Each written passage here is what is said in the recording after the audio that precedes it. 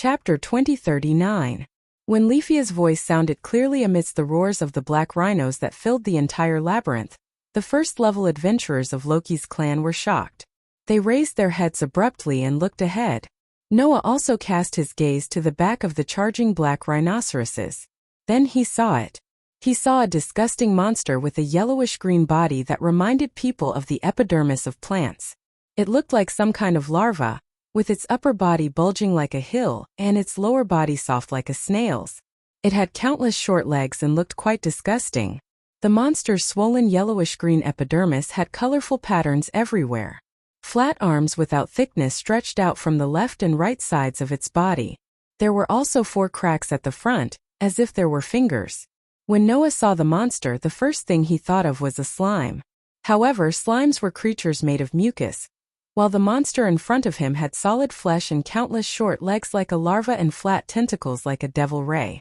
Even with Noah's eyes that had traveled to many worlds, such a monster could only be described as disgusting.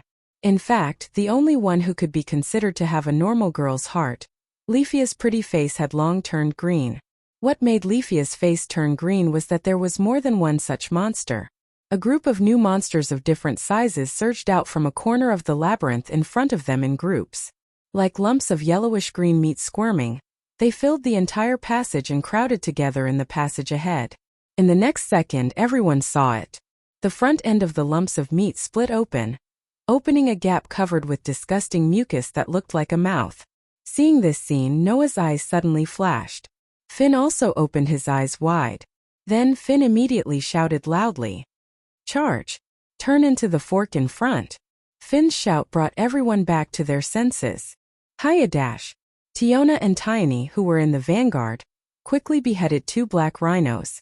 Then they took the lead and rushed into the fork in front of them with the whole team. Almost at the same time, the larva-type monsters opened their mouths and sprayed out a stinky liquid. Suddenly, a large amount of purple-black liquid formed a surge. Like sewage flowing through a drain, it violently washed the entire passage in front of the larva-type monsters. Accompanied by a bone-chilling sound, everything that came into contact with the purple-black liquid, whether it was the floor, the walls, or the ceiling, seemed to have been corroded. More than half of it was dissolved. The black rhinoceroses that were still charging forward were directly swept into the purplish-black current, letting out a series of shrill cries.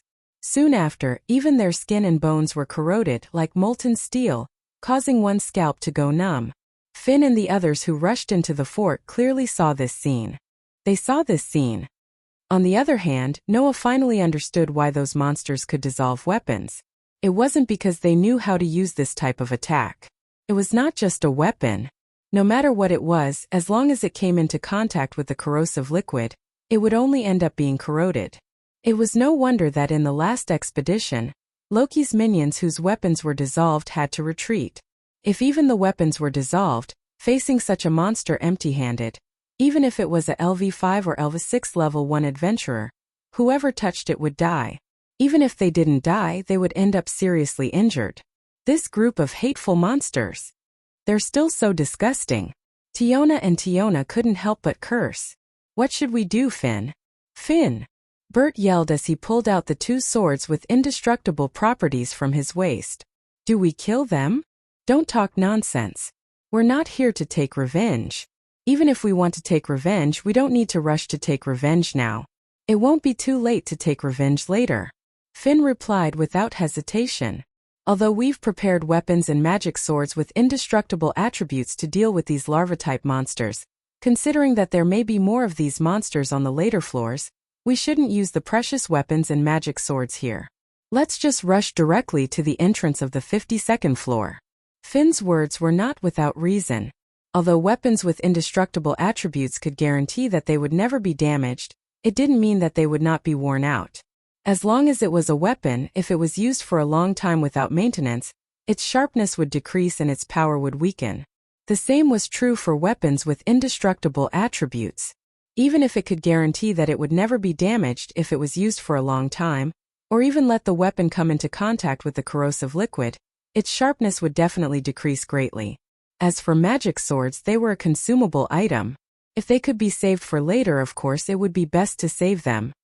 So, continue to maintain the formation and rush forward. There are 2 forks in the next road, both leading to the entrance of the 52nd floor.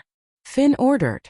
We'll take the left one directly, that one is closer to the entrance of the 52nd floor. Everyone nodded in agreement. However, at this time, Noah and AIC spoke at the same time and said this in unison. No, take the right one. Everyone was stunned. Even Noah and AIC looked at each other with a startled expression. Obviously, they didn't expect each other to say the same thing. Under this situation, it was Finn who reacted first. What's wrong? Finn asked. Did you guys discover something? Noah and AIC nodded at the same time. Although the left path is closer to the entrance of the 52nd floor, it has been filled with monsters. Noah pointed at his forehead. Since the beginning, I've felt a large amount of strange aura from there. I'm afraid it's the new type of monsters. Is that so? Finn nodded thoughtfully and looked at AIC. AIC, did you notice it too? Yes. AIC nodded her slender chin and said. In the wind there are many monster scents. Wind spirit scamper. That was the only magic that AIC had. It was an additional magic that could wrap the wind around the limbs, body, and even weapons to increase attack, defense, and speed. It could even give her the ability to fly for a short distance. When she first met Noah, AIC, who thought that Noah was a pervert who peeped at the goddesses bathing, used this magic to fight with Noah. Through this magic, although AIC had just been promoted to LV6 not long ago, her strength could almost be said to be at the top even in LV6.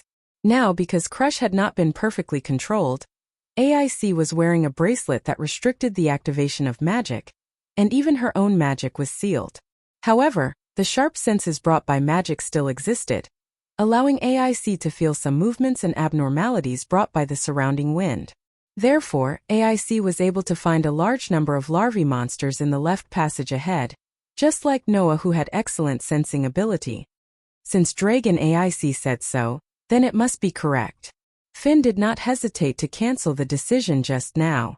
Considering that the passage on the left is occupied by a new type of monster, even if it's closer to the entrance of the 52nd floor, once we start fighting it'll take longer. More importantly, we'll have to use up the items we have on hand. It's not worth it. Let's take the passage on the right. Got it. Everyone agreed without hesitation. The group began to charge forward again, killing the newly produced monsters that broke through the walls on both sides of the passage. They rushed into the right passage like a hot knife through butter. Leafia, who was protected in the middle by a group of level 1 adventurers, gritted her teeth and tried her best to keep up. Noah, who was also protected in the middle, looked around at the monsters that broke through the walls. His dark eyes narrowed slightly. As if to respond to Noah's thoughts, Athena's voice sounded in his heart. It seems that the larvae are not ordinary monsters. This was what Noah was thinking. The reason why Noah thought so was very simple. This was because none of the monsters that were born from the surrounding walls were the so-called new species of monsters. In that case, Noah had to be suspicious of one thing. Are those monsters produced by the dungeon? Chapter 2040.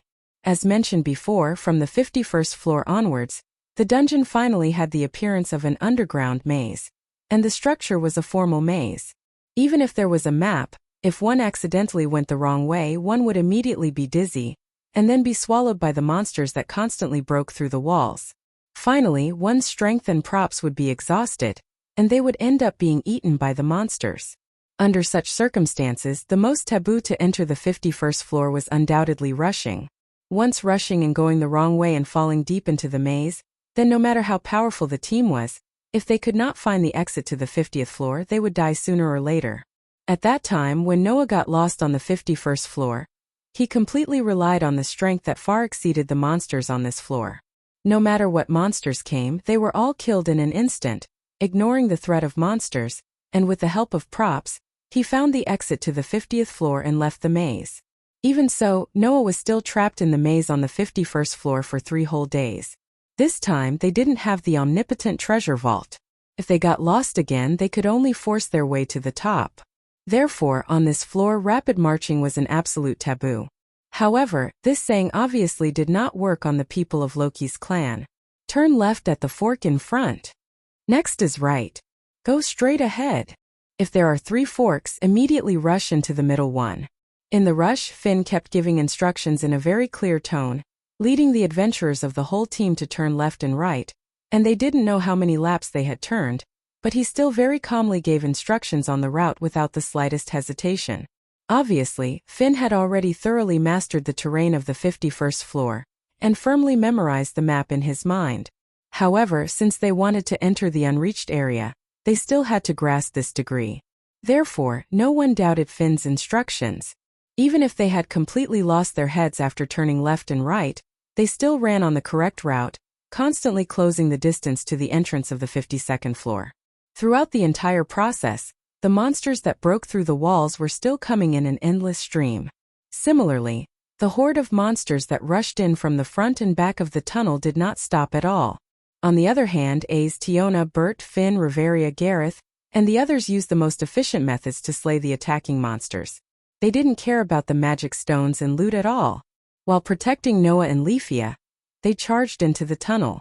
Gradually, the black rhinoceroses were no longer the only attacking monsters. There was also a spider-like monster that could leap over roofs and walk on walls. Seeing this situation, AIC and the rest were not discouraged. Instead, their spirits were lifted. The types of monsters are starting to change. Finn licked his thumb. We're almost at the entrance to the 52nd floor. Just as Finn said, the entrance to the 52nd floor soon appeared in front of everyone. It was also a hole, but there was a staircase leading to the floor below. Tiona, Theon, destroy all the surrounding walls. Finn's eyes glowed as he gave the order.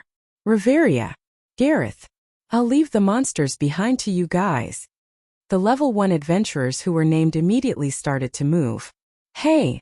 Break for me. Tiona and Theon rushed out from the left and right. The dual blades and axes in their hands were like windmills as they heavily smashed into the rock walls on both sides of the entrance to the 52nd floor. Boom!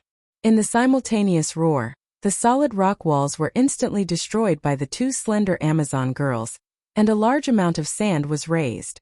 On the other side, Gareth and Reveria, who were in charge of bringing up the rear, suddenly turned around and faced the tunnel behind them. Roar, roar, roar, roar. A large group of spiders and rhinoceroses let out terrifying roars as they charged forward. Ha ha ha ha. Watch me. Gareth let out a loud laugh and grabbed the battle axe in his hand. His short but incomparably strong body leaped into the air. In the next moment, the battle axe in Gareth's hand also turned into a dancing windmill and smashed into the ceiling fiercely. Boom! A muffled explosion resounded through the air. The ceiling that was smashed by Gareth scattered countless pieces of gravel, which piled up at the bottom of the tunnel and blocked the entire passage. Ecstasy Winter of Thimble. At the same time, Reveria completed her chant, raised her magic wand high, and released ice magic. 3 snowstorms swept up and blew in all directions, freezing the gravel blocking the passage, the damaged walls on both sides, the shattered ceiling, and even the intact ground into ice, creating an ice cave in an instant. Boom! In the midst of a muffled sound, the ice cave suddenly trembled. It was the movement caused by a large group of monsters crashing into the blocked passage. However, under the freezing of Reveria's ice magic, the passage had been firmly blocked. Even if a large number of monsters crashed into it, it did not cause the slightest crack in the frozen wall of gravel. The monsters who lost their prey roared unwillingly behind the wall, making the adventurers of Loki's family in the ice room smile at each other. Alright, the passageway is completely blocked. The surrounding walls are also damaged. Before the damaged parts of the dungeon are repaired, there won't be any monsters here. Finn heaved a sigh of relief and lowered the spear in his hand. Everyone take a rest and recover your strength. Reveria also needs to recover the mental strength consumed by using magic. Leafia, drink the elixir directly. Rufia said in a flattered tone. Then what about everyone? We didn't consume much physical strength, so we don't need to use elixirs to recover, Finn said. But you're different. If you don't recover quickly, you won't be able to keep up later. It was just like what Finn said. Among the people present, except for Leafia, the rest were still not panting even though they had been running from beginning to end. Only Leafia was short of breath and sweating profusely. It was obvious that she had consumed a lot of physical strength. After all, Leafia was only LV3, and she was also a magic shooter who specialized in magic. If one were to say that Leafia's magic ability was at the S stage, which was the maximum level, resulting in the power of her magic being enough to threaten LV5 and LV6 first-level adventurers, then as a sorcerer who specialized in the magic ability, Leafia's durability ability was much weaker. At least when she was promoted from LV2 to LV3, Leafia's durability was only at the lowest stage I, and her current durability was also at the I level. In order not to lose the group of first-level adventurers, Leafia ran at full speed, which naturally consumed a lot of physical strength. If she only rested and wanted to recover, it would not be something that could be done in a short period of time. In this period of time when the broken walls of the underground city could be repaired at any time and new monsters would be bred again, Finn naturally had to race against time to let everyone recover. There was no time to waste. After understanding this point, although Leafia was a little unwilling, she still obediently took out the elixir that could restore her physical strength from her backpack and drank it in small sips. As for the rest, they just sat on the spot and began to chat while resting. At this time, Noah came to the entrance of the 52nd floor and looked down as he fell into deep thought. A figure unknowingly came to Noah's side, but she looked at Noah and asked softly, "What are you thinking about?" Noah withdrew his gaze and met AIC's crystal-clear eyes. He shook his head and said softly, "I'm just thinking that there should be a lot of secrets hidden below, right?" Secrets? AIC did not seem to understand Noah's meaning and tilted her head. "For example, those new species of larvae monsters," Noah reminded. "You have been to this floor many times before, and even reached the 58th floor, but you have never seen those monsters, so you called them new species, right?" AIC nodded and confirmed Noah's statement. In response, Noah shrugged and said, "Don't worry about it. I think this matter should not be that simple." "Really?" AIC asked in confusion. "Why do you say so?" "Because of intuition." Noah smiled faintly and looked down again with a flash of light in his eyes. "I have never missed my intuition." Chapter 2041. Dong! Dong! Dong! In the entrance to the 52nd floor in the frozen ice room, a series of crashing sounds were constantly transmitted, causing the entire ice room to constantly shake. Sitting on the floor, Tiona and Tiony were resting as they looked at the frozen stone wall blocking the passage, chatting with each other. "Those monsters are really stubborn. Don't they know how to give up?" Although the monsters on the 51st floor are much smarter than those on the floors above, they are still monsters after all. In terms of intelligence, they can't compare to humans. While Tiona and Tiony were chatting, Bert leaned against the wall and closed his eyes to rest. Gareth and Riveria were also chatting, but they were just passing the time, seizing the opportunity to recover their physical strength and mental strength.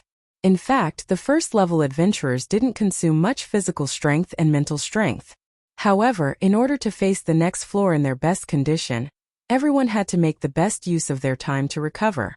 No matter how little stamina and mental energy they consumed, it would be too stupid to lose their lives in the mouths of monsters at critical moments because of the lack of stamina and mental energy.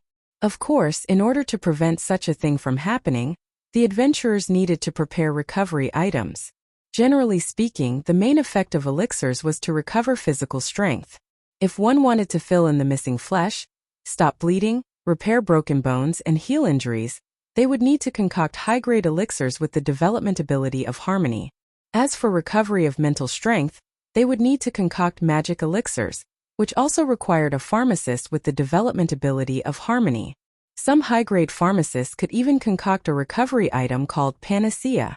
That kind of item could be said to be able to heal almost any injury in an instant, unless it was a broken arm, a broken leg, or a direct death. Finn had prepared a lot of recovery items, which almost filled Noah and Leafia's backpacks. In addition, in Noah's gift card, Finn had also deposited a large number of recovery items, which was quite comprehensive. The first-level adventurers didn't consume much physical strength and mental strength at all. Even if they used the lowest grade elixirs and magic elixirs, they could instantly replenish all of their physical strength and mental strength. The reason why they didn't do so was just like what Finn had said. Since they had a chance to rest, they might as well save some items. Who knew if they would run out of items in the future? It was precisely because of this that Leafia was unwilling to use items in the beginning when no one used them to restore themselves. However, if they did not use any tools, Leafia might not have recovered by the time everyone had fully recovered.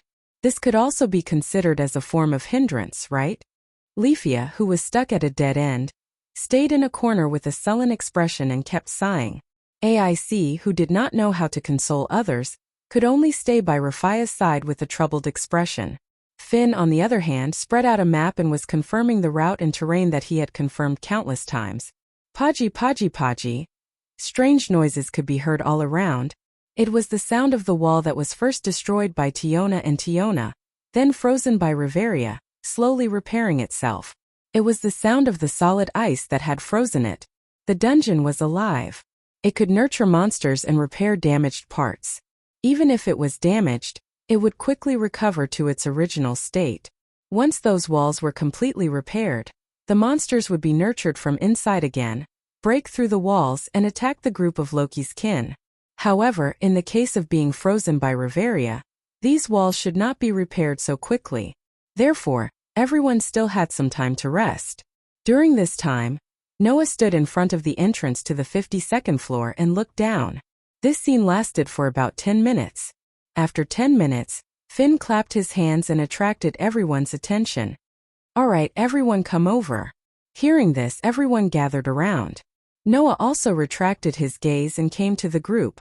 His gaze immediately fell on the map that Finn had spread out. Then Finn spoke. "From the 51st floor to the 57th floor, it is the same maze, but the deeper the floor, the bigger the maze. In the 51st floor, we can still make it through smoothly like this, but from the 52nd floor onwards, it is different." Finn's expression was extremely solemn. After all, from the 52nd floor onwards, the common knowledge of the dungeon above the 50th floor is useless. Finn's words made Noah somewhat stunned. The common knowledge of the dungeon was useless? What did that mean? While Noah was feeling puzzled, the rest of the group wore solemn expressions. Even Rafia's face was tense. Clearly, she knew what Finn was referring to. Perhaps Finn felt that everyone knew the reason, so he didn't give any unnecessary explanation. Instead, he said this sentence. "In order to avoid unexpected situations, we still have to take the shortest route to the 53rd floor. We can't tangle with the monsters too much. If possible, it's best not to even kill the monsters. Just repel the parts that are blocking the way. There is no need to change the formation. The rest of you just have to listen to my instructions, understand?" Everyone nodded their heads. Finn put away the open map and turned to look at Rafia. "Rafia, how is your recovery?" I have fully recovered," Rafia quickly said. "I have sufficient stamina, and my mental strength was not depleted. Hence, I am in perfect condition." "That's good." Finn stood up and raised his hand. "Then let's get into formation. Comrades, we are about to enter hell." This statement made everyone in the squad tense up even more. At the same time, it also confirmed one thing for Noah. From the 52nd floor onwards, there was definitely something that was different from the 51st floor. Could it be the floor master? If there was a floor master on the 52nd floor, it would definitely be level 7, right? If that was the case, Finn and the rest had reason to be cautious. However, after thinking about it for 3 minutes, Noah finally understood what was going on. He understood why Finn said that the 52nd floor was hell. He understood why Finn said that the common knowledge of the dungeon was useless. "Let's go." Under Finn's order, with Tiona and Tiona in the lead, the team suddenly rushed into the cave entrance and rushed down the stairs. Then, at their fastest speed, they followed the black lead-colored labyrinth that was almost no different from the 51st floor, and ran out as fast as they could. Their speed was at least 3 times faster than when they were on the 51st floor. This speed was already the maximum speed that Rafia could display. However, everyone still felt that this was not enough. Their faces were tense, and they kept increasing their speed, causing Rafia to bite her lip.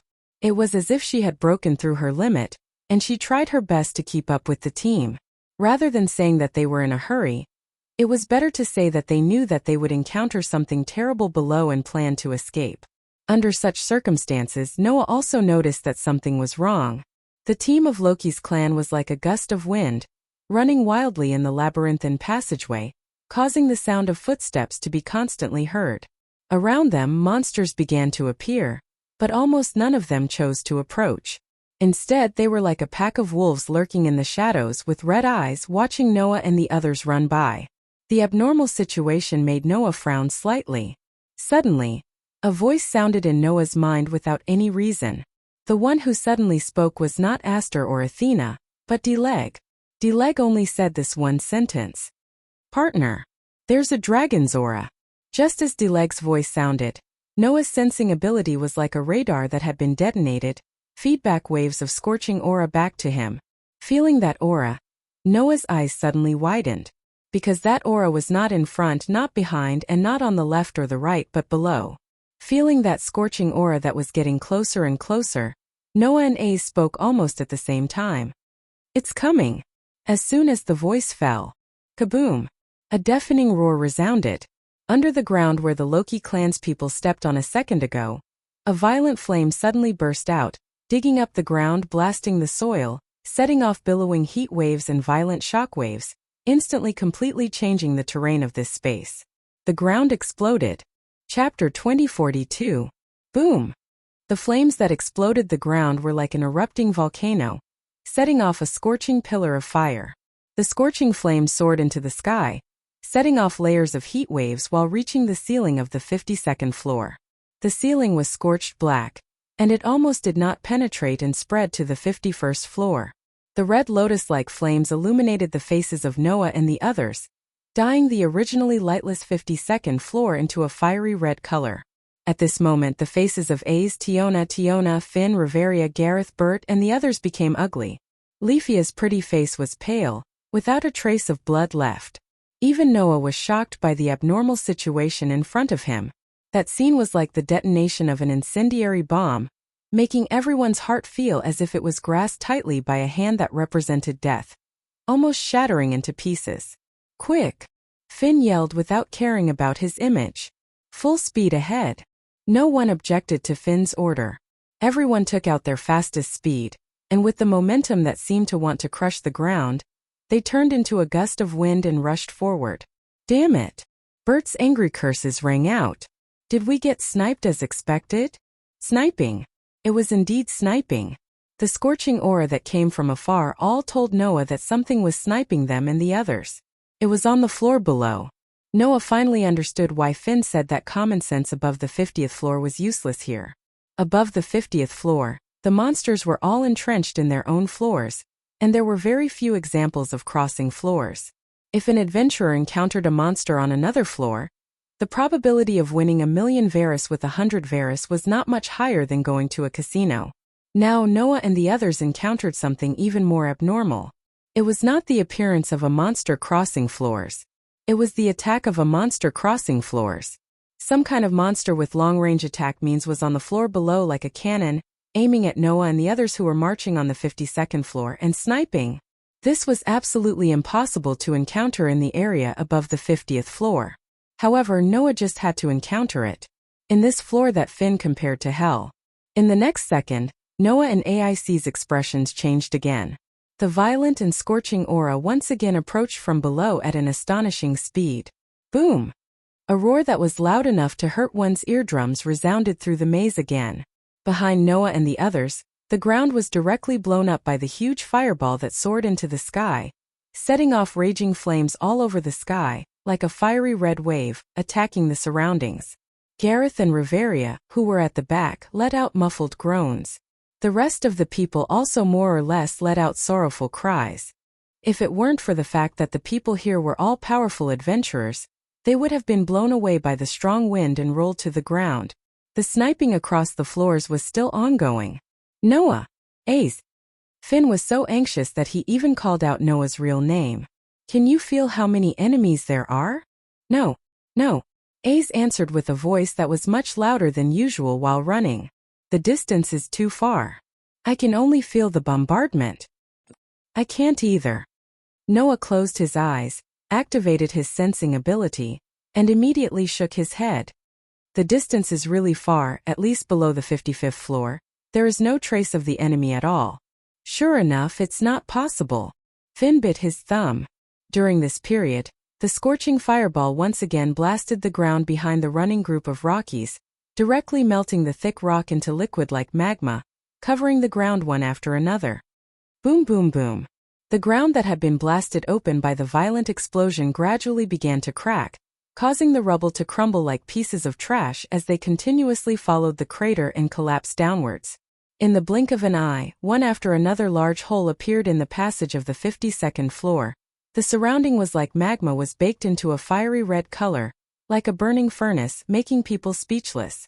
Under such circumstances, in order to avoid the bombardment from below, the group of Rockies could only run with all their might. They could not stay in the same place. If they stayed in the same place, they would end up being burned to ashes along with the ground. No one wanted to end up like that. Therefore, everyone rushed forward with all their might, hoping to cross the floors as quickly as possible and find the entrance to the 53rd floor. Ha! Ha! Ha! Not long after, Leafia, who was of a lower level and had weaker stamina, began to pant heavily. Leafia! Finn immediately noticed the situation and ordered with an unquestionable tone. Hurry up and replenish. Recover your strength. Yes. Leafia hurriedly pulled the large backpack on her back, ready to rummage through it for elixirs. It was at this moment that something unexpected happened. Noah was the first to notice the abnormality and quickly called out, "Be careful." Unfortunately, the group that was focused on the bombardment from below did not react in time. Whoosh! In an instant, the sound of something breaking through the air was heard. It was a monster that had been hiding in the shadows since the beginning, watching Noah's group with blood-red eyes, not daring to approach at all. However, when Leafia let down her guard and everyone's attention was attracted by the bombardment from below, the monster hiding in the shadows finally made its move. It was a silver-white snake. Hiss! The silver snake hissed and shot out like a sharp arrow. It passed through Bert, who was beside Leafia, and went straight for Leafia, who was rummaging through her backpack. Leafia seemed to have only just reacted at this moment. She turned her head and looked at the source of the sound of something breaking through the air. There, the silver snake had already scuttled in front of Leafia and opened its mouth, which was filled with two sharp fangs. A fishy smell came from the snake's mouth and hit Leafia's face. At this moment, Leafia felt as if time had stopped for her. Leafia! The first-level adventurers of Rocky's clan cried out in alarm. In the end, only one person reacted in time. Clang! Accompanied by the sound of a sword, a silver sword flashed through the air. Splat! Amidst the clear tearing sound, the silver snake that was scuttling toward Leafia was cut in half by the knight's sword with an indestructible attribute. Blood splattered everywhere. The one who attacked was naturally Noah, who was the one closest to Leafia and was protected in the middle as a support just like Leafia. Seeing this scene, Finn and the rest could not help but sigh in relief. However, A's expression changed abruptly as she cried out in alarm. Don't! Almost at the same time as A's cry of alarm rang out, Noah suddenly pulled the backpack from his back into his hands and threw it to Gareth, who was in front of him. Yes, in front. Gareth, who was supposed to be at the back, was now in front of Noah and Leafia. The situation happened too suddenly, causing Leafia to fall behind and be overtaken by Gareth and Riveria, who were at the back. As for Noah, in order to save Leafia, he also fell behind. Thus, the first-level adventurers of Rocky's clan all overtook Noah and Leafia and rushed to the front. After throwing the backpack to Gareth, Noah did not hesitate and immediately hugged Leafia. Boom! An earth-shattering roar sounded. Following the explosion of the ground, raging flames that soared to the sky engulfed Noah and Leafia. Noah and Leafia, along with the ground they were standing on, were engulfed by the large fireball that came from the floor below. The pillar of fire soared to the sky and reached the ceiling. Their footing was destroyed, and in the raging flames that soared to the sky, the two figures that were embracing each other fell down together and disappeared in an instant. Seeing this happen with her own eyes, A's head heated up and she did not hesitate to explode, turning into a bullet that shot straight into the raging flames that soared to the sky. At the same time, with a clear clang, a bracelet fell to the ground. Wake up! In the midst of a chant that sounded like a clear spring, a whirlwind wrapped around A's body. Immediately after that, A's rushed directly into the raging flames and jumped into the hole. Boom! Another explosion sounded, but this time, The ceiling above could not withstand the impact of the raging flames and suddenly burst open. Debris fell all over the sky and buried the hole. Chapter 2043. Amidst the explosions, the magma-like hole was buried by the rubble from the ceiling. A thick cloud of dust was raised, and it was extremely pungent. Under such circumstances, Noah, Ace and Leafia disappeared from everyone's sight. Ace. Both Tiona and Tiorn's expressions changed. Tisk. Bert also clicked his tongue. Just as he was about to rush over, he was immediately stopped. No one is allowed to return. Finn ordered in a strict tone. We can't stop. Otherwise we'll be sniped. Keep going. Isn't this a little too much? Bert's expression became abnormally ugly. Do you think AIC will be fine if she brings those two burdens along and roams the lower floors alone? It will be fine. Finn answered without hesitation. As long as that man is here, no matter what, it won't be a problem to keep one life. What we need to worry about is ourselves. Everyone keep going. This is the commander's order. Finn didn't care whether Bert would follow his orders or not. He immediately turned around and continued to rush forward. Let's go, Riveria also said. Finn's words are always right. Don't think about jumping into any random hole that has been blasted open. Gareth even warned them.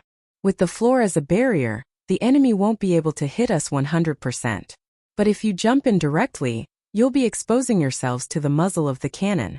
If you die, you can only blame yourselves. After saying that, Riveria and Gareth followed Finn. Will it be fine? Finn is right. With that man here, rather than worrying about them, it's better to worry about ourselves. Tiona and Tiorn struggled for a moment before sighing. Then they picked up their pace and chased after them. Only Bert was left. He clenched his fists and looked at the buried hole. He cursed angrily. Bastards! After that, Bert followed them and continued to rush through the labyrinth. Kaboom! After an unknown number of explosions, the scorching big fireball turned into a cannonball that soared into the sky and exploded in the entire crater.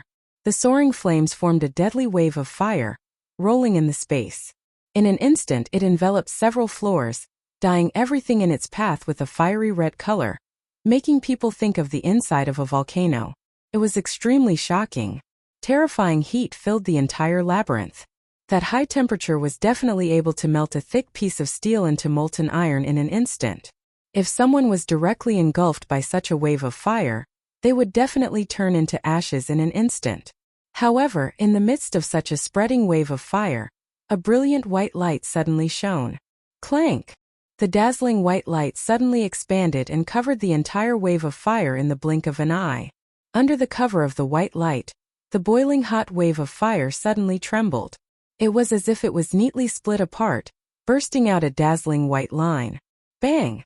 At the moment of the muffled explosion, the boiling hot wave of fire exploded and was truly split into neat blocks. Then it scattered into sparks that filled the sky and dissipated in the air. Only then did the dazzling white light gradually converge, revealing the scene at the center.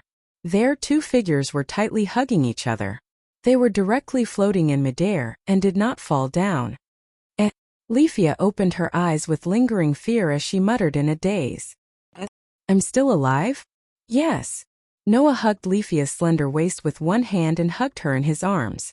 Looking at Leafia, who subconsciously hugged him tightly, he laughed out loud. You're still alive for now, but I don't know what will happen later. Leafia was slightly startled. Under Leafia's startled gaze, Noah lowered his head, looked down and said indifferently, After all, we're now exposing ourselves to the enemy's cannons. Hearing Noah's words, Leafia's pretty face stiffened. She lowered her head abruptly and looked down. In the next second, Leafia saw it. Hundreds of meters below, in a vast cavern, a few gigantic creatures were standing side by side, looking up at the sky. Their eyes flashed with a ferocious light. Looking at those gigantic creatures, Leafia's heart trembled again and again. No matter in which world, dragons were one of the most powerful creatures. This principle was also applicable in the underground city. All the adventurers believed that in the underground city, among the monsters of the same level, the most powerful existence was the dragon. Unless there was a floor owner. Otherwise, if there were dragon-type monsters on a floor, These dragon-type monsters would definitely be the most powerful existence on that floor. Therefore, out of fear of dragon-type monsters, the adventurers collectively called them the Monster Kings. At this moment, Leafia saw the kings of these monsters. Moreover, they were the Monster Kings from the 58th floor. Ooh! Amidst the earth-shaking dragon roars, in the cavern of the 58th floor, a few gigantic red dragons lined up and roared at Noah and Leafia in the distance. They were more than 10 meters long, even bigger than the floor owner on the 17th floor, Goliath. They stood on their feet but did not have wings. Looking at those gigantic red dragons roaring at the sky, Leafia squeezed out a voice with difficulty. Cannon dragon! Cannon dragon! That was the main culprit that turned the area from the 52nd floor into hell. It was a type of monster that only appeared on the 58th floor. Like its name, these gigantic red dragons could spit fireballs and launch cannons. Their cannons could bombard the 53rd to 57th floors all the way to the 52nd floor. Therefore, once an adventurer stepped onto the 52nd floor, these cannon dragons would all sense it and launch a merciless sniper attack at the enemy who was 5 or 6 floors away. What did this mean? It meant that once the adventurers stepped onto the 52nd floor, their enemies would no longer be limited to monsters on a single floor like before. From the 52nd floor onwards, the common sense of dungeons would no longer be useful. The reason for this was these cannon dragons. The gigantic red dragons that were more than 10 meters long roared in unison, slowly opening their ferocious mouths filled with sharp fangs. Inside, waves of violent flames began to surge and compress into shape in the mouths of the cannon dragons, turning into gigantic fireballs. The group of cannon dragons pointed their cannon muzzles, dragon mouths, directly above them and spat out scorching fireballs. The gigantic fireballs immediately exploded the ceiling above the cannon dragons, which was the floor of the 57th floor. They blasted the ground of each floor and soared into the sky, all the way to the 52nd floor. The cannons from the 58th floor must have caused Finn and the others to flee in panic, not daring to stay in the same place, right? One of the gigantic fireballs pierced through the ground of each floor that had already been blasted apart and shot toward Noah and Leafia, who were floating in the air. The heat wave had already arrived in front of Noah and Leafia. Just as Leafia's pretty face turned pale and a cold glint flashed across Noah's eyes, the sound of something breaking through the air suddenly rang out from above. A figure surrounded by formless wind and waves descended from the sky. Like a dazzling meteor, she shot straight toward the gigantic fireball that soared into the sky. Dong! Amidst the deafening explosion, the silver rapier was like a long spear as it pierced through the fireball that was shooting towards her. Waves of fire surged into the sky, but they were blown away by the wind that lingered around her slender body. Looking at the figure that suddenly descended and was surrounded by wind, Leafia cried out in surprise. Miss Ace! Hearing Leafia's call, Ace, who was holding the indestructible rapier and surrounded by wind, turned her head and looked at Noah and Leafia, who were floating in the air. The expression on her pretty face softened a little. Ace immediately spoke softly. Are you guys all right? I'm fine, Leafia hurriedly replied. As for Noah, he glanced at the surroundings and said, Let's go. Something will happen very soon. Why did he say that? Because Noah and the other two were already surrounded. Roar, roar, roar, roar. Amidst a dragon's roar that was completely different from the cannon dragons, purple-blue flying dragons that looked like pterosaurs flew out of the gaps in the floors and swarmed toward Noah and the others. Chapter 2044. In the past, before Loki's clan and Freya's clan had risen, Eulalia also had two of the most powerful clans known as the Double Kings, ruling the peak of the entire Maze City. One of the two clans was called Zeus's clan, and the other was called Hera's clan. Among them, Zeus's clan's main business was to explore the dungeon. Like Loki's clan, they were the most typical exploration-type clans.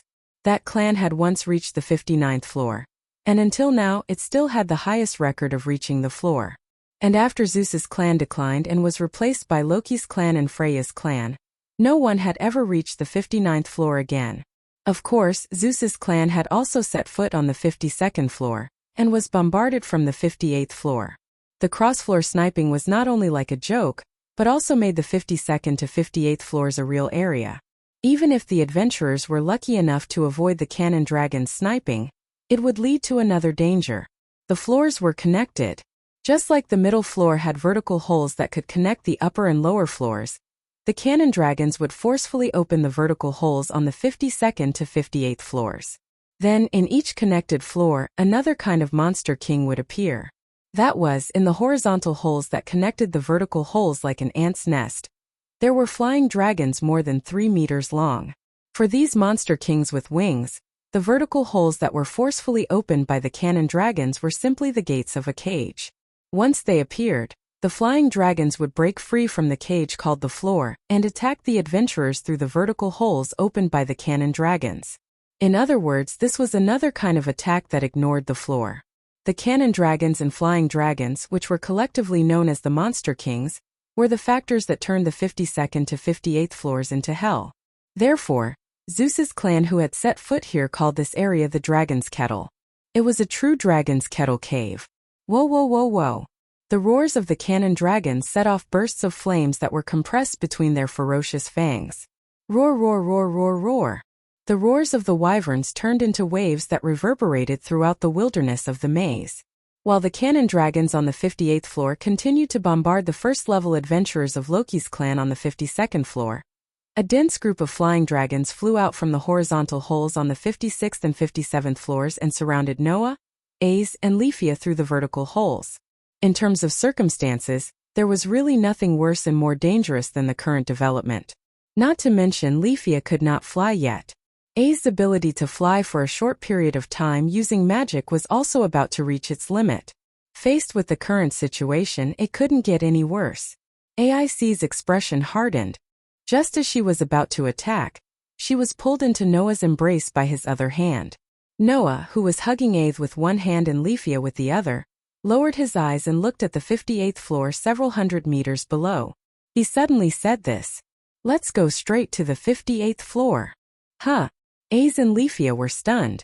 In response, Noah only said this one sentence. Let's get rid of all the cannon dragons and lure the surrounding wyverns away. This way, Finn and the rest won't be in danger. Aes' eyes lit up. Only Leafia had an uneasy expression on her face. There are only 3 of us. Can we deal with so many cannon dragons and wyverns? Is there a way? Noah curled his lips and smiled. We'll know once we try. As soon as he finished speaking, swoosh. In the faint sound of the air being torn apart, Noah's figure suddenly turned into an arrow that left the bow and swooped down to the floor below. Roar, roar, roar, roar. The wyverns that surrounded them saw that the enemy did not escape and instead rushed down. One after another, they let out angry roars and flapped the wings on their backs. Instead of retreating, they advanced and turned into a tide that surged up violently. In the blink of an eye, the adventurers from the sky and the monsters from the underground met resolutely and collided with a loud bang. There was no suspense. The large group of wyverns that had an absolute advantage in terms of numbers instantly engulfed Noah, Aes, and Leafia's group. The 3 of them were completely submerged and could not be seen at all. However, almost at the same time, a light and lively voice sounded. Wind. In the instant that extremely short chant sounded, a gust of wild wind burst out from the wyverns. Aes, who was surrounded by an invisible whirlwind, waved the thin sword in her hand fiercely, interweaving a series of silver sword flashes. Like a violent storm, she slashed in all directions. Slash, slash, slash. In the incomparably clear tearing sounds, the large wyverns were sliced into pieces by the sword array made of thin swords that were enhanced by wind and had increased attack power and sharpness. Fresh blood splattered on the ground. At this moment Aes, who was in Noah's arms, seemed to have transformed into a meat grinder. She weaved a sword dance that sang the song of death, beheading every wyvern that flew away. For a moment minced meat flew everywhere. Blood splashed, and the wyverns' miserable howls before their deaths resounded throughout the world. It was frightening. Undoubtedly it was such a bloody scene. Aes, who was constantly weaving the sword dance, did not let a single drop of blood touch her body. Her waist-length hair fluttered in the wind, and her cold and beautiful face was suffused with holiness. She gave off a sacred and inviolable feeling. This was the swordswoman. Even if she was as powerful as a ghost, the scene of her battle was as beautiful as a dance. That was why she received the word swordswoman. Hugging the world's most beautiful meat grinder, Noah shot down like a sharp arrow, turning himself and the others into a sharp knife, piercing through the densely packed wyverns that were violently surging towards them. Thus, Noah, A's, and Lifia's group of 3 crossed the 53rd floor, and even immediately crossed the 54th floor.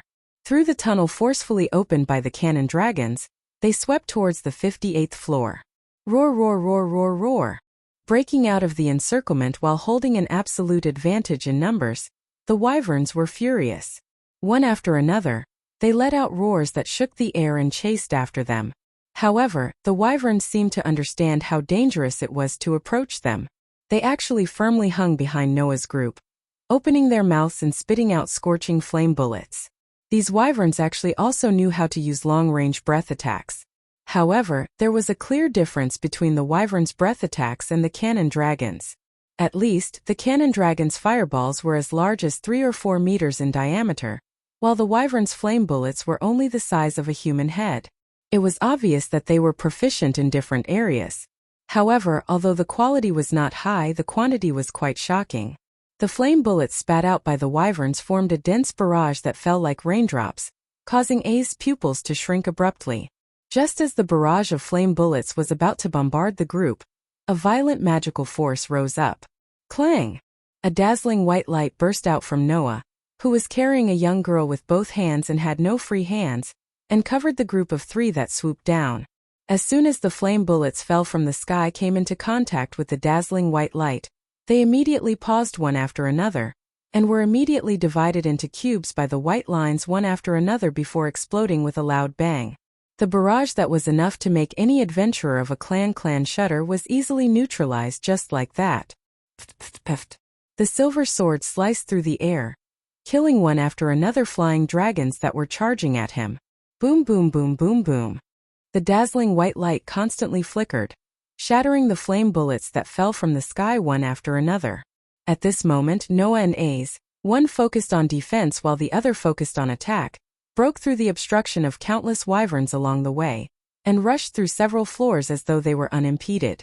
Looking at Noah and A's, Lifia couldn't react for a long time, and could only murmur softly, "So powerful. 2 people. Just 2 people, and they actually strangled a large group of wyverns in hell, which was known as the Dragon Pot, as though there was no resistance. Compared to these 2 people, she was really nothing. Not only was she of no help, but she was also a hindrance. After all, if it wasn't for her, Noah wouldn't have fallen from the 52nd floor, and A's wouldn't have rushed down from the 52nd floor as well. In the end, she was still a hindrance. Thinking of this, Lifia bit her lips, and her eyes burned with fighting spirit. I definitely don't want to be a hindrance. Chapter 2045.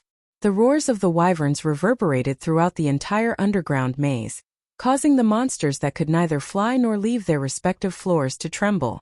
Noah was still carrying AIC and Lifia as he dove down at an extremely fast speed. Dazzling white light bloomed from his body from time to time, shattering all the fiery bullets that attacked him as he plunged downwards without slowing down. However, the closer he got to the 58th floor, the more obvious the obstacles became. Wyverns flapped their wings continuously from the horizontal holes of the various floors and flew out in groups. Like moths to a flame, they swarmed towards Noah and his party in a dense swarm. As time passed, the number of wyverns increased, causing AIC, who was constantly swinging her sword, to feel a little strenuous. At the same time, the great crimson dragon that had been firing cannons at the first-tier adventurers of the Loki clan began to turn its attention to Noah, AIC, and Lifia, who were diving down. It roared while aiming its huge mouth that was filled with compressed flames at them. Seeing this scene clearly, Noah and AIC's eyes flashed. Just as the 2 of them were about to make their moves, a third person's voice rang out. Proud warriors, archers of the forest, advancing raiders in front, pick up your bows, respond to the voice of your brethren, knock your arrows. The sudden melodious chant startled Noah and AIC. Although they didn't stop what they were doing, they turned their gazes in another direction. Ignite the flames, lights of the forest. I command you to release your arrows. Fire arrows of the elves, rain down like rain. Burn the barbarians. Lifia, who was being carried by Noah on the other side, had raised the wand in her hand at some point in time. She pointed it downwards, her red lips spitting out clear syllables that sounded like water droplets dripping onto a plate. Amidst the melodious chant, An incomparably mysterious magical formation suddenly appeared at the tip of the wand that Leafia was pointing downwards. It wasn't a magical formation in the true sense of the word. In this world, except for a few special spells, magical formations wouldn't appear when the rest of the spells were used.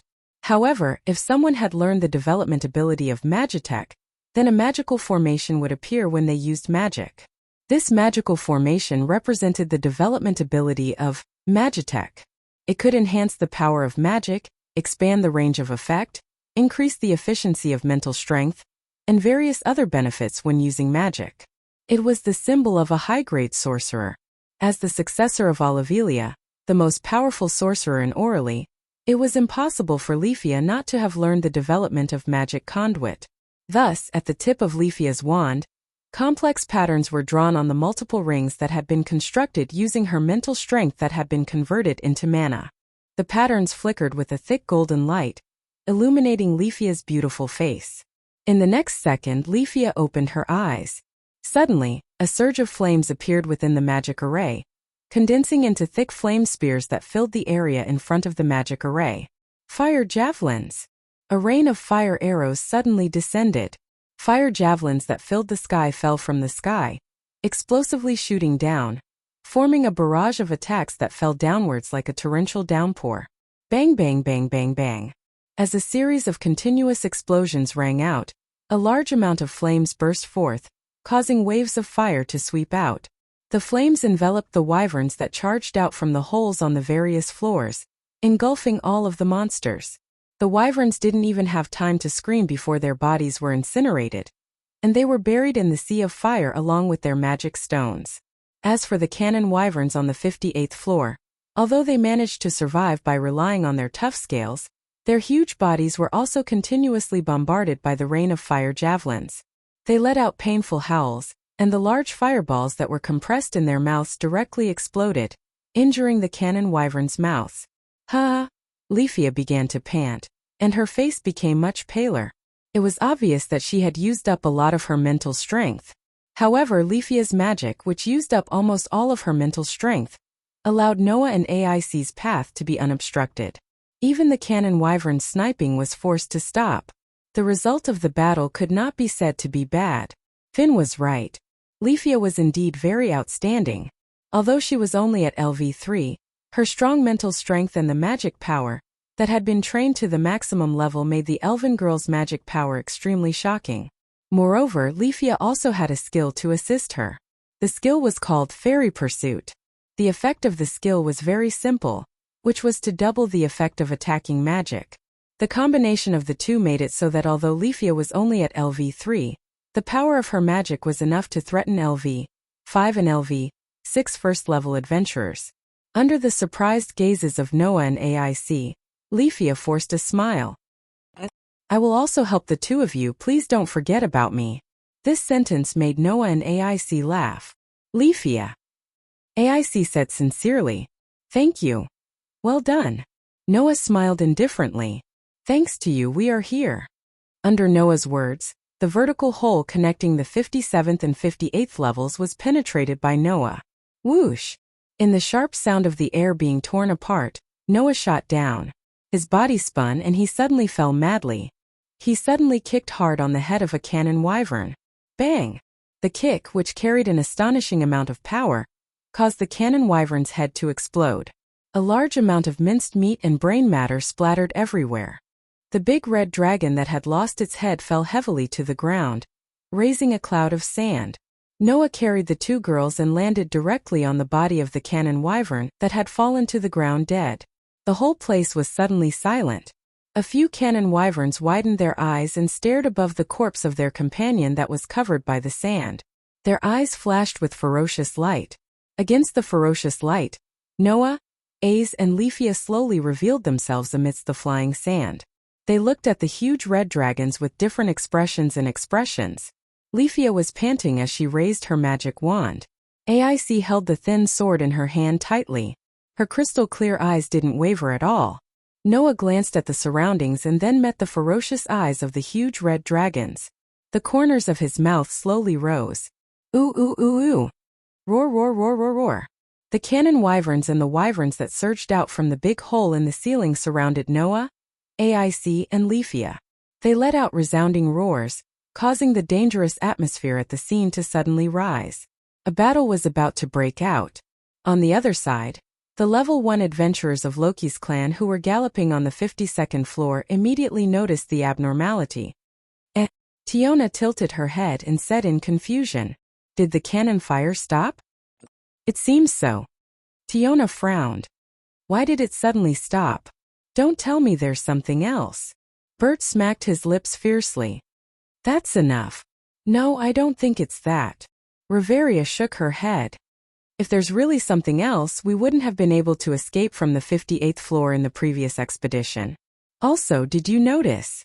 Gareth looked around and said, "The wyverns don't seem to have appeared either." In other words, the two biggest obstacles that prevented them from reaching the 58th floor had disappeared. My thumb also stopped trembling. Seems that the crisis is over. Finn suddenly smiled. Needless to say, it must be the doing of those three little guys. Tiona looked at Finn. "In other words, Big Brother, Aic, and Leafia have taken care of the cannon wyverns and wyverns?" "I don't think they've taken care of them. Perhaps they've just restrained them," Finn said. "That's why we have to go to the lower floors as soon as possible to support them." "Should we jump in from those holes?" Tiona asked. "Since the cannon wyverns have stopped sniping, we don't have to worry anymore, right?" "No, even if the cannon wyverns stop sniping, the wyverns' threat can't be ignored. If we jump in recklessly, we might be entangled by the wyverns. That's not worth it." Finn shook his head. "That's why we should take advantage of this time to hurry up and advance using the regular route. It'll be faster that way." Everyone nodded in agreement. Chapter 2046. On the 58th floor of the dungeon. It was the same terrain as the safety floor on the 18th floor. There was no maze or high wall that blocked the view. There was only a huge cavern made up of black lead-colored walls and a ceiling. The difference was that the 18th floor was circular, while the 58th floor was rectangular.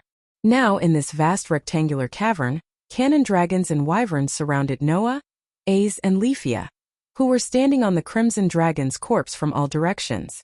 They let out a chaotic but earth-shattering chorus. The scene was almost no different from the group of dragons formed by 10,000 that Noah had once faced. In addition to the dragon species Monster King, there were all kinds of other monsters on this floor. However, under the wide area attack spell that Leafia had just expended most of her mental strength to cast, the monsters had either been reduced to ashes or were covered in wounds from the bombardment. Compared to the cannon dragons and wyverns, they were no threat at all. The dragon-shaped monsters stared at Noah, Aic, and Leafia's group with ferocious glints in their eyes. Surrounded by such a large group of dragon species monsters, Leafia gripped her magic wand so hard that her hand turned pale. Even Aic's expression became more tense than usual. She obviously felt that the situation was a little serious. There were only a few cannon dragons present, but there were countless wyverns. After all, cannon dragons only appeared on the 58th floor, while wyverns began to appear on the 55th and 56th floors.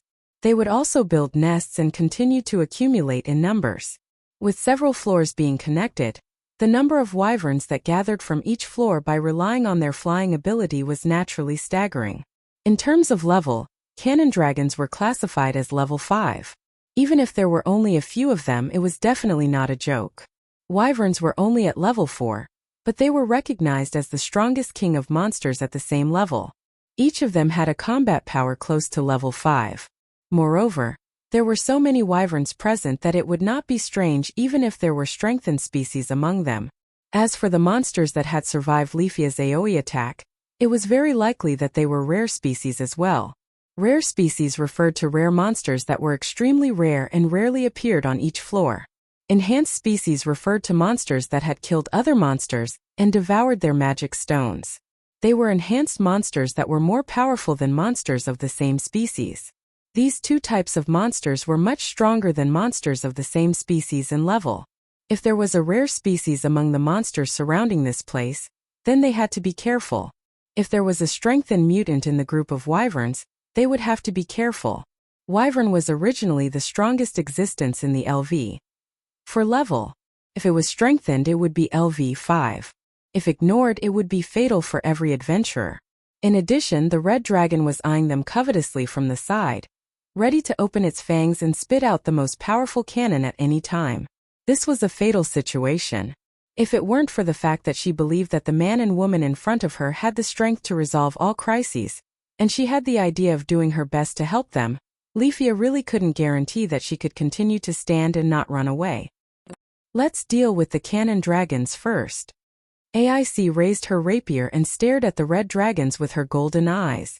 Their threat is the greatest. The highest floor reached by Loki's family was the 58th floor. In the past, when AIC and her party stepped onto the 52nd floor, they were directly attacked by the cannon dragons. As a result, they were caught off guard and were seriously injured. They fell onto this floor and lost all their supplies. In the end, they tried their best to escape.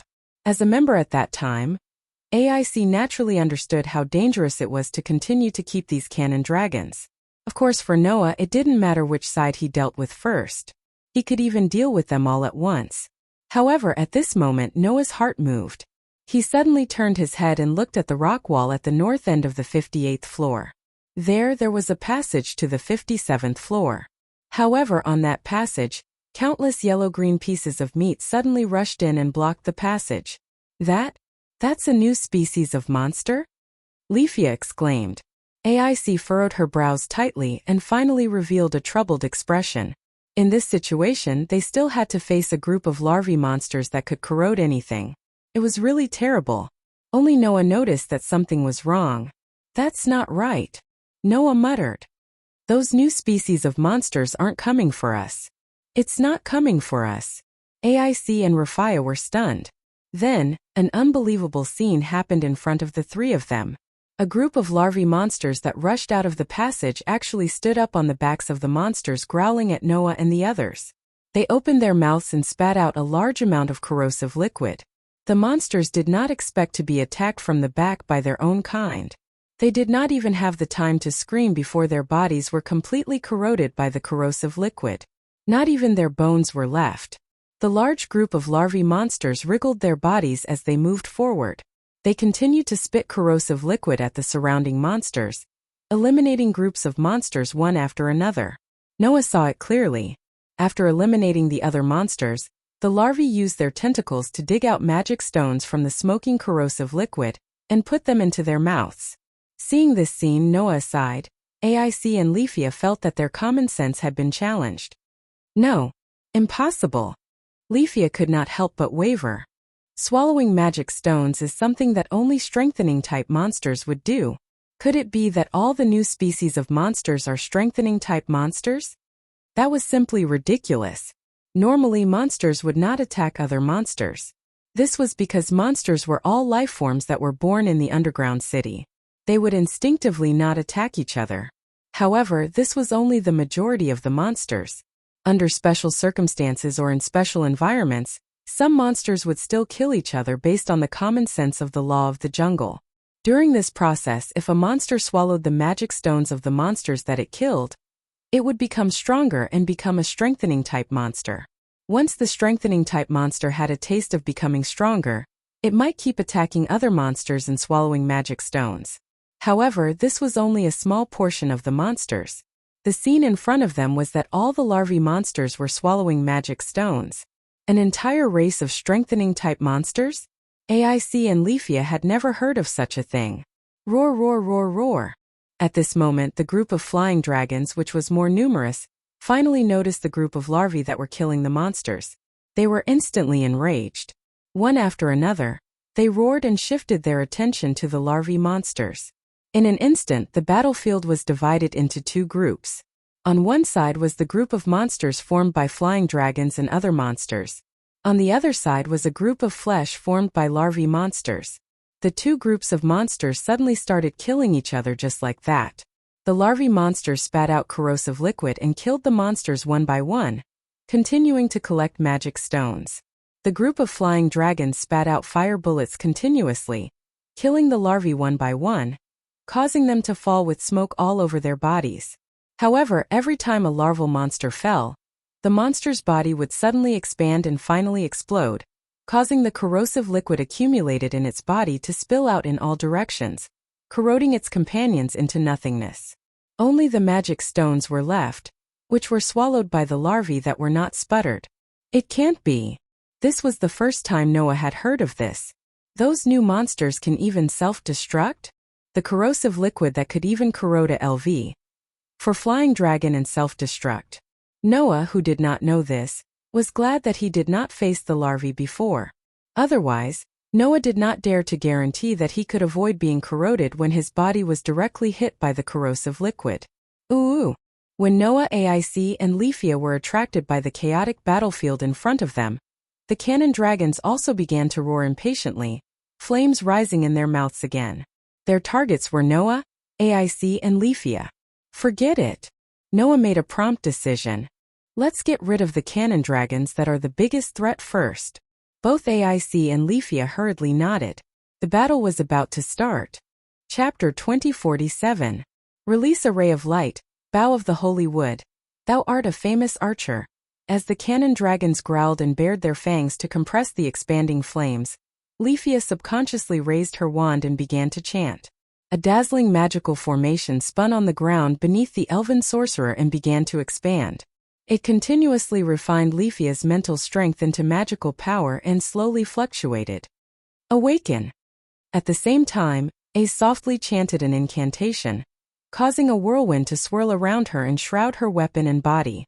Snipe, elven archer, shoot through, arrow that will definitely hit in the next second.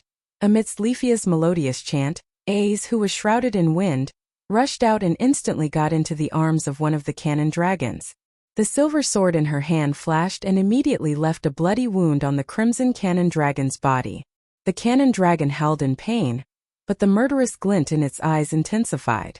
It raised its tail and swept it in Ace's direction as if it was sweeping away an army of 1,000. The dragon tail, which had turned into a long whip, carried with it a piercing sound of the wind and swept out like a blurry shadow. Judging from the momentum, if Ace was hit, she would still be injured even if she was protected by magic. However, that would only happen if the attack hit her. Ace, who was riding the wind, had already leaped agilely and avoided the dragon tail. Her body turned into a gust of wind and flashed back and forth in front of the cannon dragon. She held onto the cannon dragon tightly while waving the thin sword in her hand, leaving wound after wound on the cannon dragon's body. Under such circumstances, the other cannon dragons seemed to want to attack Ace from both sides. However, because Ace was entangled in front of their companions, they didn't dare to release the large fireballs they had compressed in their mouths. In that case, regardless of whether they could hit Ace, their larger companions would definitely not be able to dodge the cannon fire. In the end, not only would they fail to hurt the enemy, they would also hurt their own people. With no other choice, the cannon dragons could only let out furious roars and pounce in Ace's direction. Immediately, the golden-haired girl was surrounded by huge cannon dragons. However, Aic used her agility and speed to maneuver between the cannon dragons, dodging their sharp claws and heavy tails. Once she found an opportunity, she would swing her sword and slash at the monsters around her. Logically speaking, the pincer attack of several LV5 dragon species monsters was extremely dangerous even for a LV6 adventurer. Not to mention, dragon monsters were originally known as the strongest existence among monsters of the same level. If they besieged a LV6, it would not take long for them to beat the opponent to death. However, from its name, it could be seen that the cannon dragon was a monster specialized in cannon attacks. As a monster that had been strengthened for the purpose of cannon attacks, the cannon dragon had the terrifying power to snipe adventurers far above the 52nd floor, even if they were separated by several floors. But once the cannon fire was blocked, it would not be difficult to deal with it. Ace grasped the weakness of the cannon dragon. By entangling with one cannon dragon, the other cannon dragons were afraid to attack. This way, she beautifully blocked the cannon fire of the cannon dragon. She wandered between several cannon dragons and left sword wounds on them. The scene seemed thrilling, but in fact the situation was more favorable to Ace. That girl can almost be called superb in combat. Undoubtedly, she doesn't even know how to cook. Noah muttered like this, but he did not step forward to help. Instead, he glanced at Leafia, who was chanting a magic spell with her eyes closed next to him. When launching magic, no matter what kind of magic it was, it required extreme concentration and correct incantation to succeed. The more powerful the magic, the longer the incantation would naturally be, and the more mana the magic shooter needed to convert. However, if too much mana was injected, it would be harder to control it. If one could not control the mana, not only would the magic not be able to be launched, it might even cause the mana to explode and injure oneself. Therefore, in order to be able to launch the magic smoothly, it was necessary to concentrate on precise control of the mana. Therefore, magic shooters who specialized in magic would generally be arranged in the rear guard position, concentrating on chanting incantations and casting magic under the protection of their companions. However, there were some highly skilled magic shooters who had a way to do two things at once. While accurately controlling the mana, they could also carry out other actions. People called this technique of doing two things at once parallel chant. Reveria was the master of this superb technique. Moreover, as the most powerful magic shooter in Eulalia, Reveria's parallel chant was not just about doing two things at once, or even three things at once, but four things at once. Being able to simultaneously chant, move, dodge, and defend, even at the forefront of the battlefield. One could often see the scene of her fluttering cloak behind her back, like a fairy shuttling through a group of monsters, dancing gracefully. Thus, just like Aethe, the gods also gave Reveria the title of G. In addition, Reveria was able to use a total of 9 types of magic, so the gods called her the 9 devil concubines. Naturally, Rafia had not reached Reveria's level. Because of this, someone had to protect Leafia while she was chanting the incantation. Noah's actions allowed him to smoothly discover another anomaly. He saw that in the chaotic battlefield ahead, a group of larvae monsters that were fighting with the wyverns suddenly seemed to be stimulated by something. They trembled all over, turned their heads, and turned towards one of the directions. That direction was where Noah was. Immediately afterward, a large group of larvae wriggled their bodies while ignoring the wyvern's attack. Instead, they swarmed toward Noah as if they were going to advance toward him. Seeing this scene, Noah was surprised. What happened? As soon as his voice fell, Athena's answer rang in Noah's heart. Those monsters seem to have an overreaction to magic. The 2 little girls you brought with you are using magic now, so it's natural that they'll attract those monsters. Overreaction to magic? Noah frowned and had a guess in his heart. Could it be because of this special characteristic that these monsters attacked other monsters carrying magic stones? I'm not sure, but I did notice something else, Athena said. If you look carefully, you will find that those larvae monsters, in addition to harvesting items called magic stones, are all moving toward the south. South? Noah was slightly stunned, then turned his head and looked toward the south. There was a cave entrance. The passage to the 57th floor was in the north of this huge cavern. The passage to the 59th floor was in the south of this huge cavern. And now, the larvae monsters were all beginning to move toward the south. What did this mean? Just now, those larvae monsters also came out from the passage to the 57th floor, right? Athena said. Now they are moving toward the passage to the 59th floor. It seems that those monsters want to go to the floors below. There must be something in the floors below that is attracting these monsters. Athena suddenly smiled. My fated one, your intuition wasn't wrong. As Athena laughed, next to Noah, the elven girl's magic burst out. Spiritual light arrow. As Leafia raised the wand in her hand high up, a huge flash of light suddenly burst out, like a thick beam of light that swept straight ahead. All the monsters in front of the flash, whether it was the wyverns, the cannon dragons, or the larvae, gradually disappeared as if they were annihilated. When the flash disappeared, there was almost nothing left on the ground except for a scorched mark. Phew! Leafia exhaled loudly, panting even more heavily than before. AIC, on the other hand, looked at Leafia in amazement, causing Leafia to feel a little giddy. Only Noah noticed.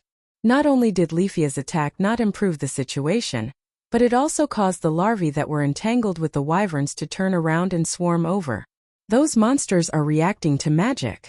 Chapter 2048. Splat. Splat, splat, splat. As the battle in the vast cavern intensified, the ceiling of the 58th floor, which had been blasted open by the cannon dragons, started to repair itself. As the ceiling gradually repaired itself, the number of wyverns that flew out from each floor decreased. After an unknown amount of time, the ceiling that had been blasted open was completely repaired, and the wyverns on the other floors did not fill in. At the same time, the number of larvae that came out from the passageway to the 57th floor also decreased. Under such circumstances, as the battle went on, the number of wyverns and larvae decreased. In the end, the larvae that had the powerful corrosive liquid as a weapon won the battle. They swallowed the magic stones one by one, wriggled their bodies, and started to move toward the south of the cavern, entering the passageway to the 59th floor. As the last larvae entered the passageway and entered the 59th floor, the cavern became silent. After a while, at the edge of the cavern, behind a dead cannon dragon, 3 figures slowly walked out. Those monsters actually entered the floors below. Leafia held her wand and carried her backpack. She looked at the entrance to the 59th floor in disbelief. It wasn't just Leafia. Even AIC was silent. They collectively hunted monsters of other races and swallowed the magic stones. They collectively moved to the other floors. Without a doubt, this was something that went against the adventurers' understanding of the underground city. However, the larvae that could spit out corrosive liquid easily did it. Monsters that can ignore the floors they are on, and monsters that can collectively do what only the enhanced species can do. Plus, there's a huge sale of monsters across floors that rarely happens. So this is the real reason why the so-called common sense of the 50th floor and above is useless here? That's right. Noah looked around the cavern that had become a mess. After a while he suddenly smiled. Things are getting more and more interesting. It was the right decision to come here. Compared to Noah's relieved smile, the surrounding environment was extremely miserable. There were places that were charred because of Leafia's magic. There were also places where the corrosive fluid of the larvae monster had become scorched and emitted a poisonous gas. There were also places that were full of craters because of the flying dragon's fiery bombs. There were also places where the magic stones were taken away by the larvae, and the bodies of the monsters were reduced to ashes. His appearance was as if he had been attacked by artillery. It was a horrible sight to behold. Those new monsters seemed to only be after the magic stones. The monster's loot seems to have been left behind. Noah stepped on the charred ground and counted the loot around him. Wyvern's fangs, wyvern's nails, wyvern's skin, and wyvern's skeleton. These are all valuable drops. If we collect them all, we can sell them for tens of millions or even hundreds of millions. There are no more magic stones, AIC murmured as she followed behind Noah. Only the magic stone of the cannon dragon that we killed hasn't been retrieved yet. That was why Xiaolong's corpse was still there. Only by retrieving the magic stones would the monster's corpse turn into ashes. Otherwise, it would be no different from a human and leave behind a corpse. Then let's go retrieve it. Noah shrugged. Otherwise, we've been hiding for so long. It's a little boring. When he noticed that the larvae monsters would target magic stones and magic stones, Noah stopped Leafia, who was planning to continue using magic. He even called back AIC, who had killed a few cannon dragons, and brought the 2 girls to hide. Without magic stones as a trigger, the larvae monsters targeted the monsters on this floor. They helped Noah, AIC, and Leafia to clear out the monster horde that could be considered an army of thousands. Noah and the rest reaped the benefits. Although the magic stones would be taken away, the larvae monsters did not target the loot. This batch of Varus loot, which was worth hundreds of millions, went into Noah, AIC, and Leafia's pockets. But are we going to start collecting the loot now? Leafia asked, a little surprised. The loot here is very big. It takes up a lot of space in the backpack, right? Hearing that, Noah looked at Leafia with a half-smile, reminding her. With the tool called the gift card, Noah did not need to worry about the capacity and weight of the items he carried. Moreover, compared to this, shouldn't you be more worried about yourself? Noah sighed as if he saw through Leafia's stubbornness. You've used a few powerful spells. You must have used up a lot of your mental strength. It's best to replenish it first, right? Ugh. Leafia groaned as if she had been poked in a sore spot. This elven girl had always thought that it would be better to leave the precious items for the first-level adventurers to use instead of using them herself. That would be more beneficial for the upcoming exploration, right? However, this idea was obviously a dead end for Leafia. At this point, you should have realized that your magic can also play a role in the strategy this time, right? Noah said bluntly. You've been going down a dead end and causing your mental strength to be in a state of great depletion. When you're really needed later on, you can't even use a single spell. That will really be a burden. Are you willing to see that? Noah's words once again poked at Lefia's sore spot, dragging him down. That was something that Lefia could not allow herself to do. It's not just Lefia. Ace also needs to replenish. You've also used up a lot of your stamina and mental strength in the battle just now, Noah said in a tone that did not allow for any exceptions. Don't worry about not having enough recovery items. Finn is well prepared. There are still a lot of items in my gift card. You don't have to be so stingy for your own clan members. Upon hearing Noah's words, Ace and Lefia lowered their heads as though they were too ashamed to lift their heads. In the end, the two young ladies obediently took out spiritual potions to replenish their stamina and mental strength from their backpacks and started replenishing themselves. Meanwhile, Noah listened attentively to Athena and Draeger's words. I didn't expect the underground city to be able to nurture the dragon race, Draeger said in disbelief. If a Rubian were to witness this scene, he would definitely be shocked, right? Although nurturing life is the instinct of every race, what the underground city has done is equivalent to creating life, Athena said thoughtfully. That's the territory of God. It seemed that Athena and Draeger had their own thoughts after witnessing the incredible underground city with their own eyes. On the other hand, Aster didn't seem to be interested in it. Otherwise, he wouldn't have remained silent. As for Orpheus and Lilith, they must be hiding in their gift cards and observing silently, right? At this thought, Noah looked towards the entrance of the passage in the south of the cavern again, feeling a little restless. Should I go in and take a look? When Noah had such an idea, at the entrance of the passage at the north end, the first-level adventurers of Loki's clan finally arrived late. Ace! Lefia! Tiona immediately pounced over and hugged Ace and Lefia. Are you alright? Tyogny also came over. After sizing up AIC and Lefia, he heaved a sigh of relief. Finn, Riveria, and Garrett's expressions also relaxed. They looked towards Noah and exchanged glances with Noah. Then they looked at the messy surroundings and immediately understood what had happened. Only Bert crossed his arms and glanced at Noah, Ace, and Lefia before speaking softly. What a nuisance. I'm sorry. Lefia stepped forward and bowed to everyone. It's all my fault. You were indeed negligent. You shouldn't have let your guard down even during the replenishment period.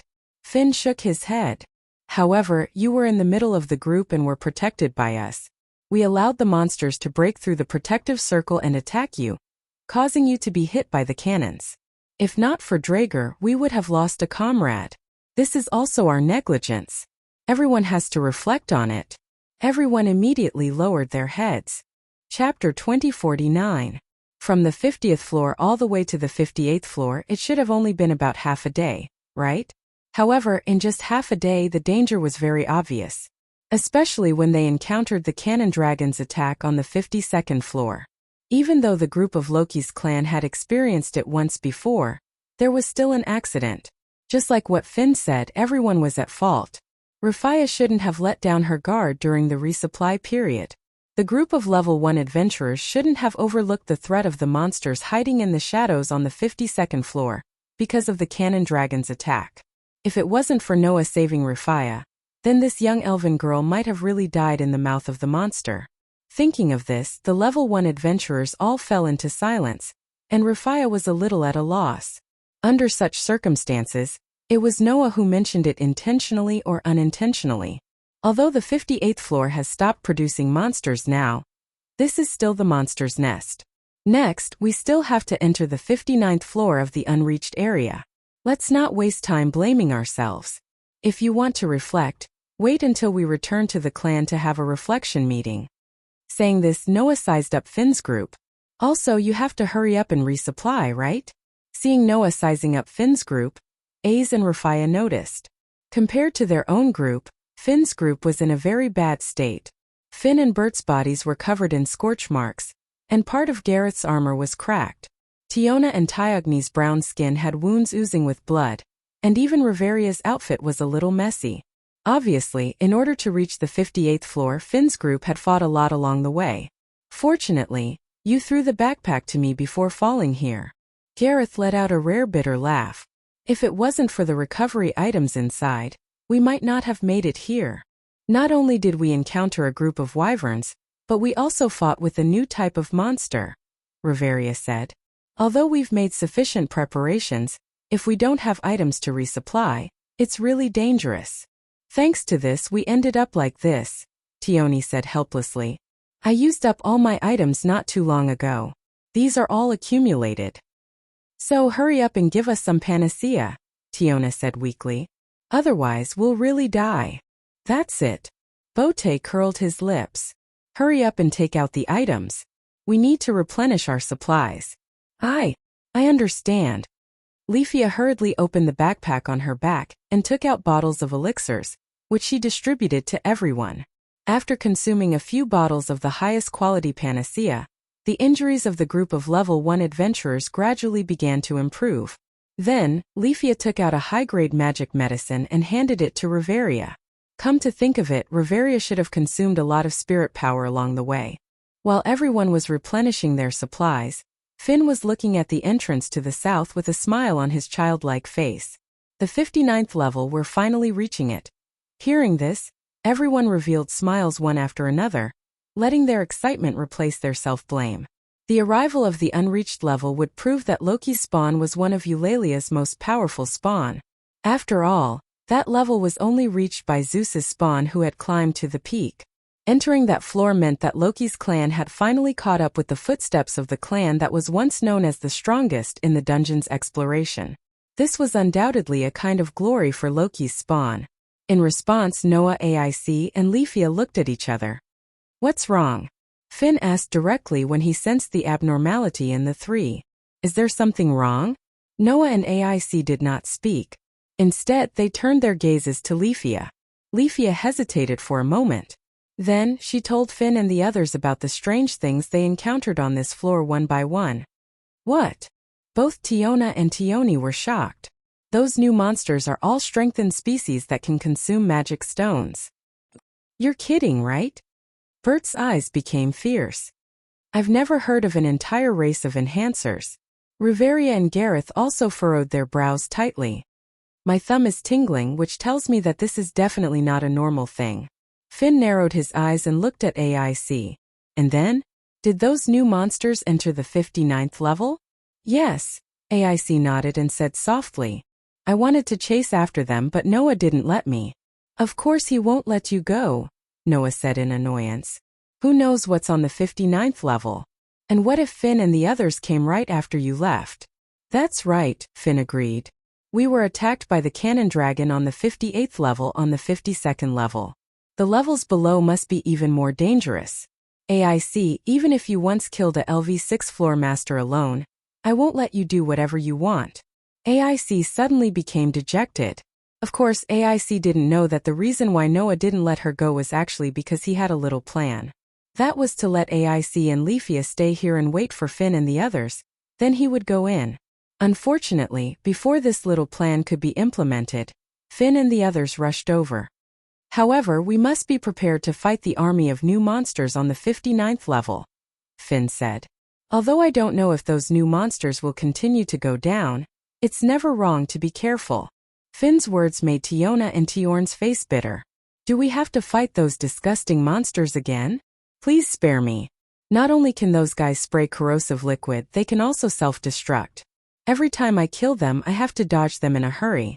In the end, I still get hit by the splash a few times.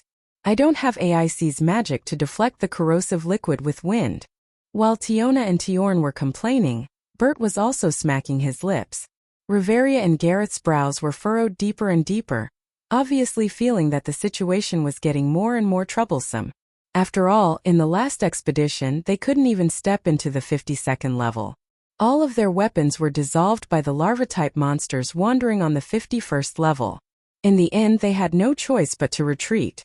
Now, the 59th level was right in front of them. The monsters that caused them to fail in the last expedition might also be there. So they couldn't help but feel troubled. Hey Noah. Finn pondered for a moment and then asked. How many magic swords do you still have? About 7 or 8. Noah replied. You've acquired a total of 35 magic swords. Half of them are in the camp for the people in the clan to use. As for the remaining half, some are in the gift card and some are in the backpack. Looking at you guys, the magic swords in the backpack that I left for you should have been used. That's all that's left. 7 or 8. Finn frowned. The situation is a little grim. Finn and the others weren't afraid of the new monster's combat power, but their corrosive liquid. If it was just a spray, it would be fine. The worst thing was that the monsters would self-destruct if they were killed. In this way, close combat would be a lot more dangerous. If there's no other way, then let Riveria and Leafia use magic to deal with the new monsters, Gareth said. Moreover, Riveria also knows how to use defensive magic. With defensive magic, we can be at ease. That's the only way. Finn sighed and then looked at Noah with a serious expression. If it's really necessary, then just do it. Don't worry about us anymore. Noah raised an eyebrow. It seemed that Finn had seen through his plan. Bert, who didn't know what was going on, spoke in disdain. If relying on those small fries was useful, we wouldn't have had to run away the last few times. Shut up. Tiona and Tiona immediately covered Bert's mouth, causing him to struggle madly. The others all looked at Noah. Under everyone's gaze, Noah finally sighed. I understand. Only then did everyone laugh. Chapter 2050. About half an hour later, the group of Loki's family members arrived at the southern end of the huge cavern. Standing in front of the pitch-black tunnel, everyone looked at each other before finally focusing their gazes on Finn. Under the gazes of everyone present, Finn stared at the entrance of the passageway in front of him. He licked his thumb with a thoughtful expression on his face as he muttered to himself. It's a little strange. Hearing this, everyone looked at each other. What's wrong? Noah did not care about anything and asked directly. What's strange about it? I've read the records left by Zeus family members. There's a record of the 59th floor. Finn did not turn around and said directly.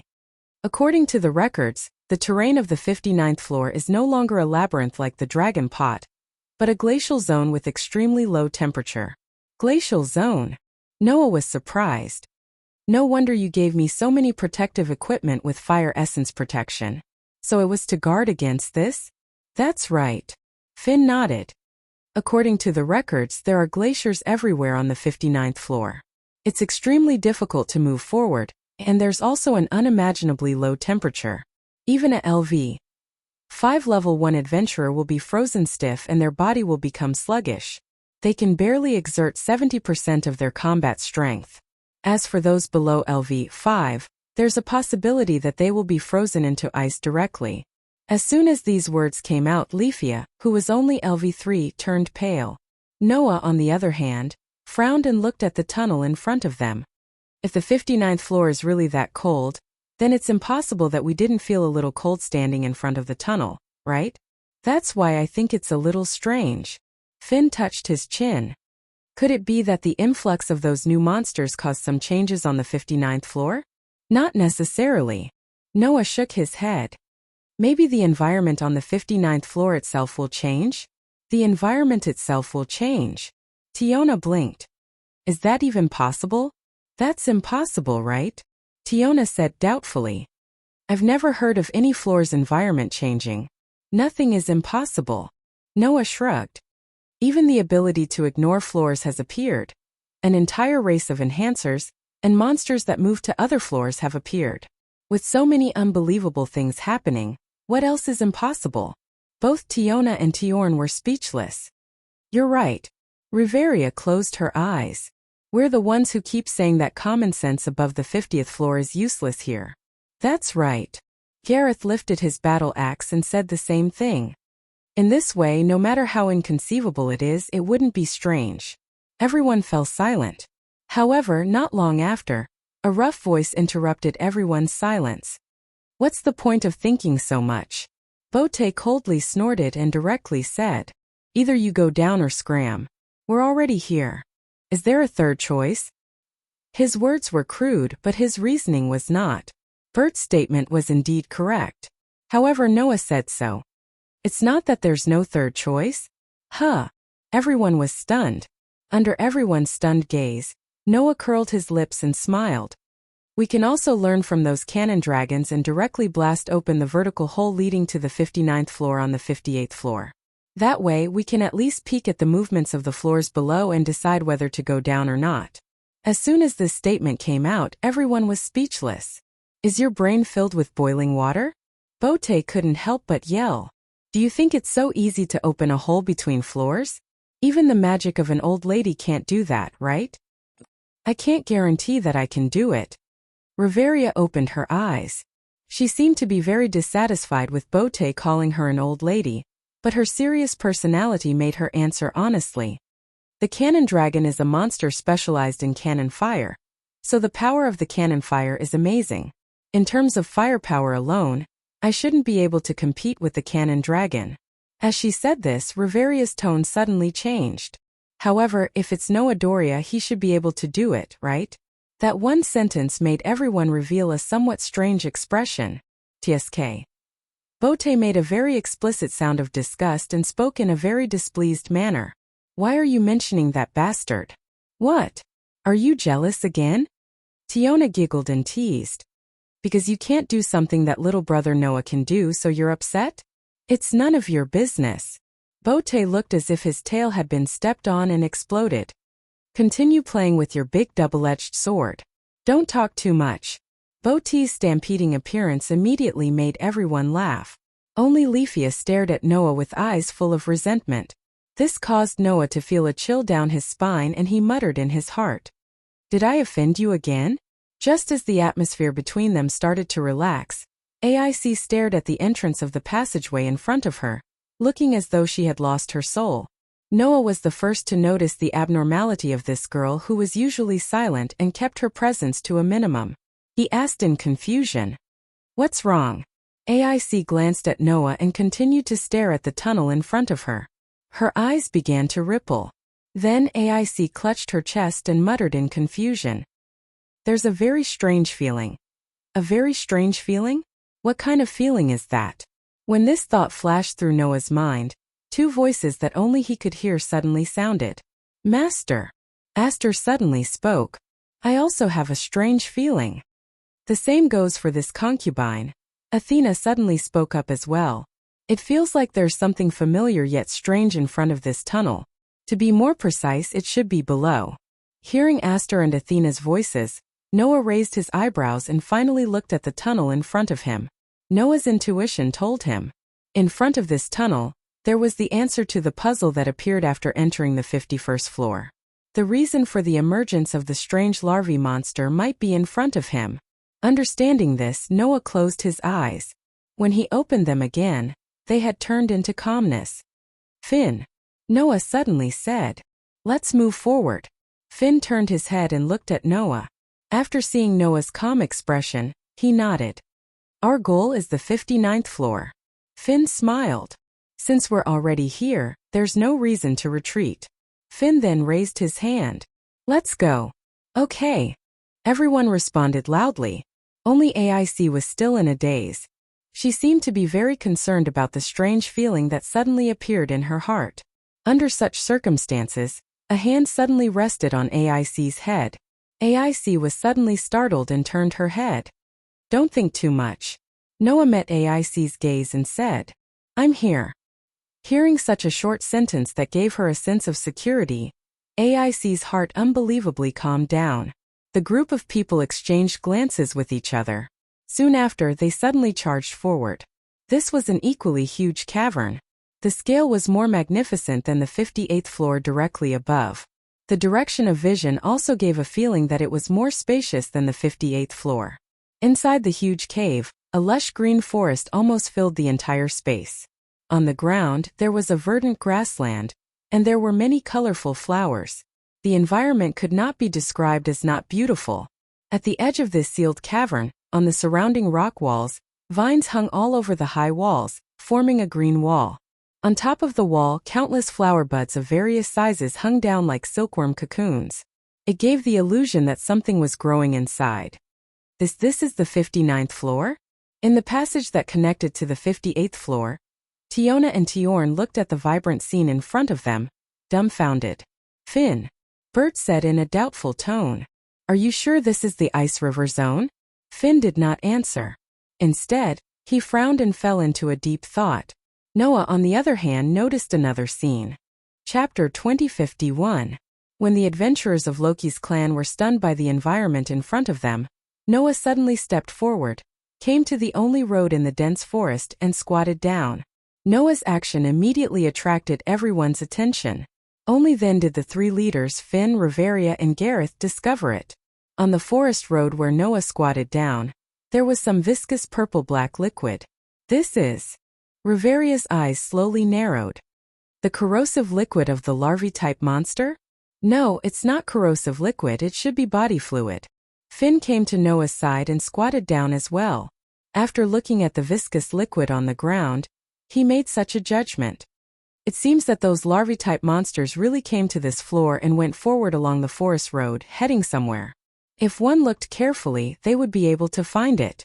On the only forest road that was opened up, there was a lot of viscous purple-black liquid. The purple-black liquid formed a long drag mark, spreading along the forest road.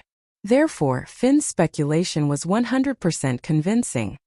Regardless of the new type of monster, there seems to be no trace of other monsters anywhere here.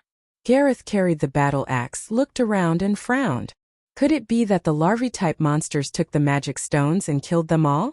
No one could answer this question. Everyone could only be silent one after another, looking at each other, completely not knowing how to react. The 59th floor of the underground city. Stepping into this floor, Loki's clan officially updated their arrival floor record. For this, everyone was ready to fight to the death. As a result, after stepping into this floor, not only did they not encounter a single monster, but even the environment was very different from the records left by Zeus's clan. As the saying goes, there must be something wrong when things are abnormal. Such a strange situation made everyone's heart unable to relax at all. Instead, it tightened. Finn closed his eyes. After a while, he cast his gaze on Noah. What do you think? What else can I think? It must be unusual, right? Noah's tone was rather relaxed. No matter what, if we continue to move forward, we will definitely be able to obtain an answer. This is my opinion. Therefore, there is no need to change our approach. Finn smiled and stood up. He pulled out the spear on his back and pointed it at the forest in front of him. Comrades, let's continue forward. Everyone nodded in agreement. And so, with Tiona and Tyan in the lead, the party advanced along the single path in a formation no different from before. The surroundings were eerily quiet. The silence did not match the dungeon at all, causing Leafia's hand to tremble as she held onto her magic wand. She was obviously extremely nervous. At the side, Noah constantly surveyed the surroundings, his brows tightly knitted together. Although nothing was happening at the moment, Noah, with his sharp senses, could still sense that the atmosphere in the air was a little strange. The more they moved forward, the more they felt as though they were stepping into a quagmire. The extremely sticky air made Noah's pitch-black eyes flicker slightly, and he couldn't help but quicken his pace. As he quickened his pace, everyone also unknowingly quickened their pace along with Noah and passed through the forest. Not long after, the monotonous trees in the surroundings began to disappear, and the field of vision in front of them widened. Noah and the rest walked out of the forest and stepped into a gray land. Looking at the vast wilderness in front of them, they were all speechless. Pitter-patter, pitter-patter. Amidst the sounds of viscous objects squeezing each other, countless yellow-green meatballs gathered together in the endless gray wilderness in front of them, covering the entire land. A dense group of larva-like monsters wriggled their bodies while surrounding a massive object, as though they were the subjects of a king. Their elastic but disgusting bodies wriggled up and down, making one shudder in fear. And the massive object that was surrounded by a large group of larva-like monsters was a creature that made one doubt their own eyes. It had beautiful and lustrous long hair draped over its back. It had slender arms, a graceful figure, and a goddess-like appearance. Its body was covered with a colorful coat, but its skin was as green as a plant. Although it had a beauty that could take one's breath away, it didn't have any life, just like a doll. Although the skin color was a little strange, there was no doubt that it was an extremely beautiful girl. However, such a beautiful girl, Only the upper body belonged to the category of human. But the lower body was a real monster. It was a lower body made up of huge petals and countless tentacles. With a goddess-like upper body and a monster-like lower body, the massive object that was beautiful and ugly, sacred and evil stood in the middle of a group of larva-like monsters, as if it had fallen into a deep sleep. Its body was wrapped in vines, and its eyes were tightly closed, looking very peaceful. However, during its sleep, the countless tentacles on the lower body of the behemoth kept wriggling, reaching out to the surrounding larva-like monsters. Whenever the tentacle reached in front of a larva-like monster, the larva-like monster would open its mouth. Then the tentacle would directly drill into the larva-like monster's mouth. And after a while, it would pull out a magic stone. That was undoubtedly the magic stone of the larva-like monster. After losing the magic stone equivalent to life and soul, the larva-like monsters whose magic stones were taken away immediately turned into ashes and piled up on the ground.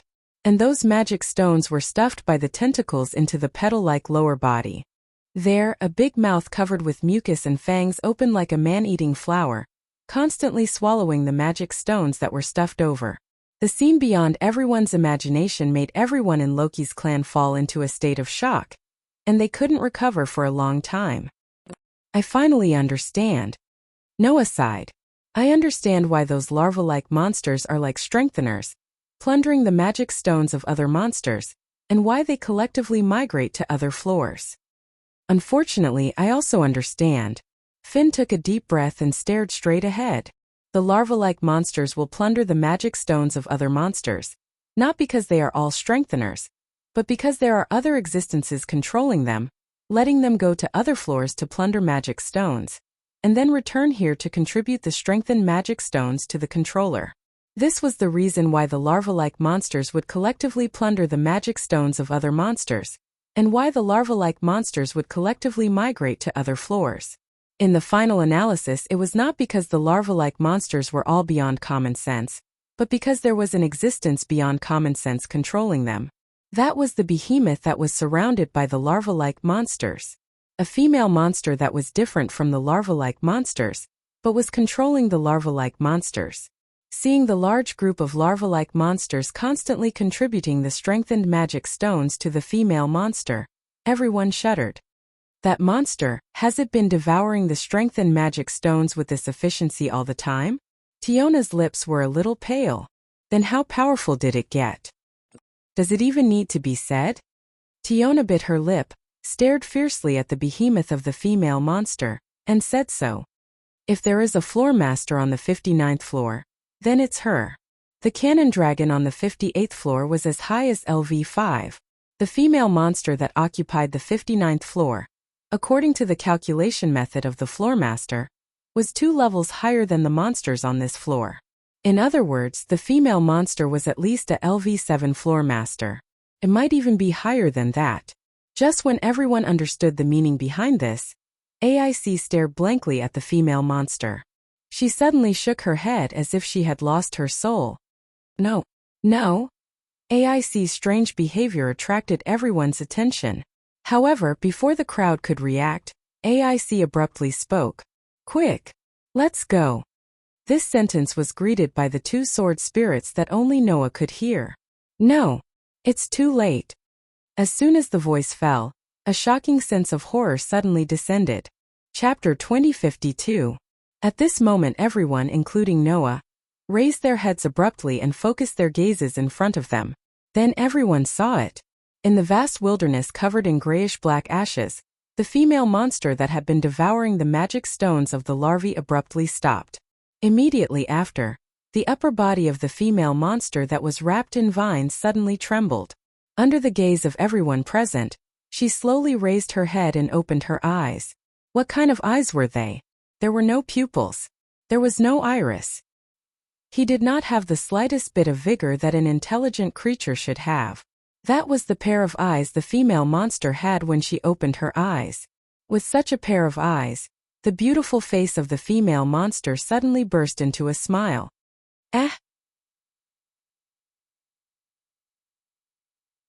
In the next second, cries that sounded like the cries of a baby rang out throughout the entire world.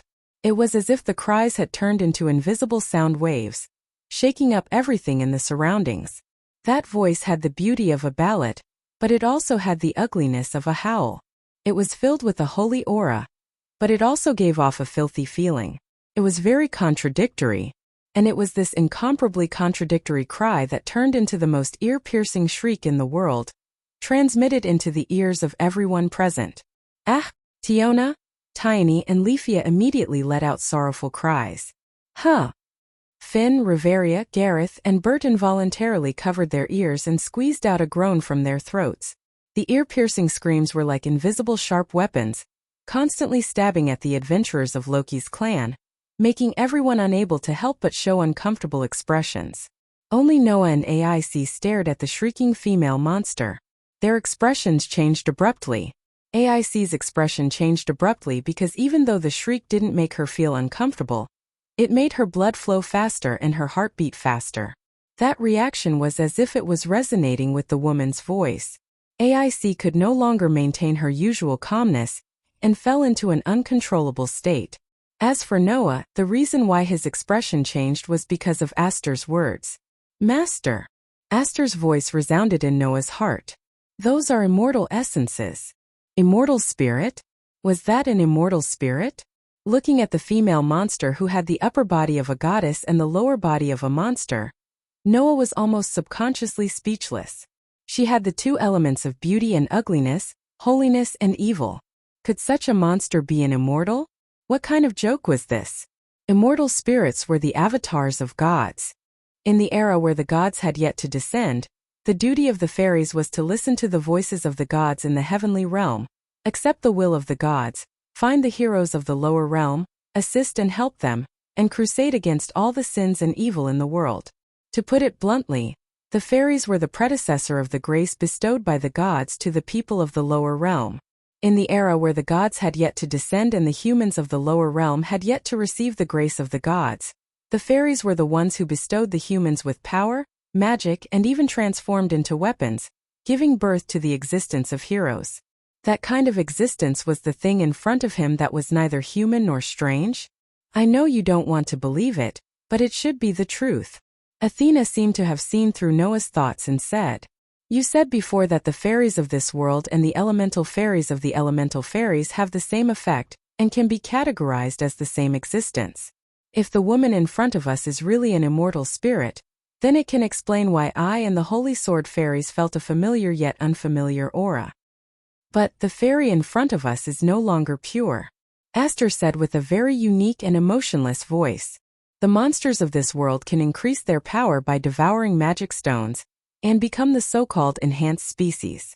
Then it is very likely that in the past, a fairy was devoured by a monster and fell into depravity and madness, just like the magical fairies of the elemental fairies.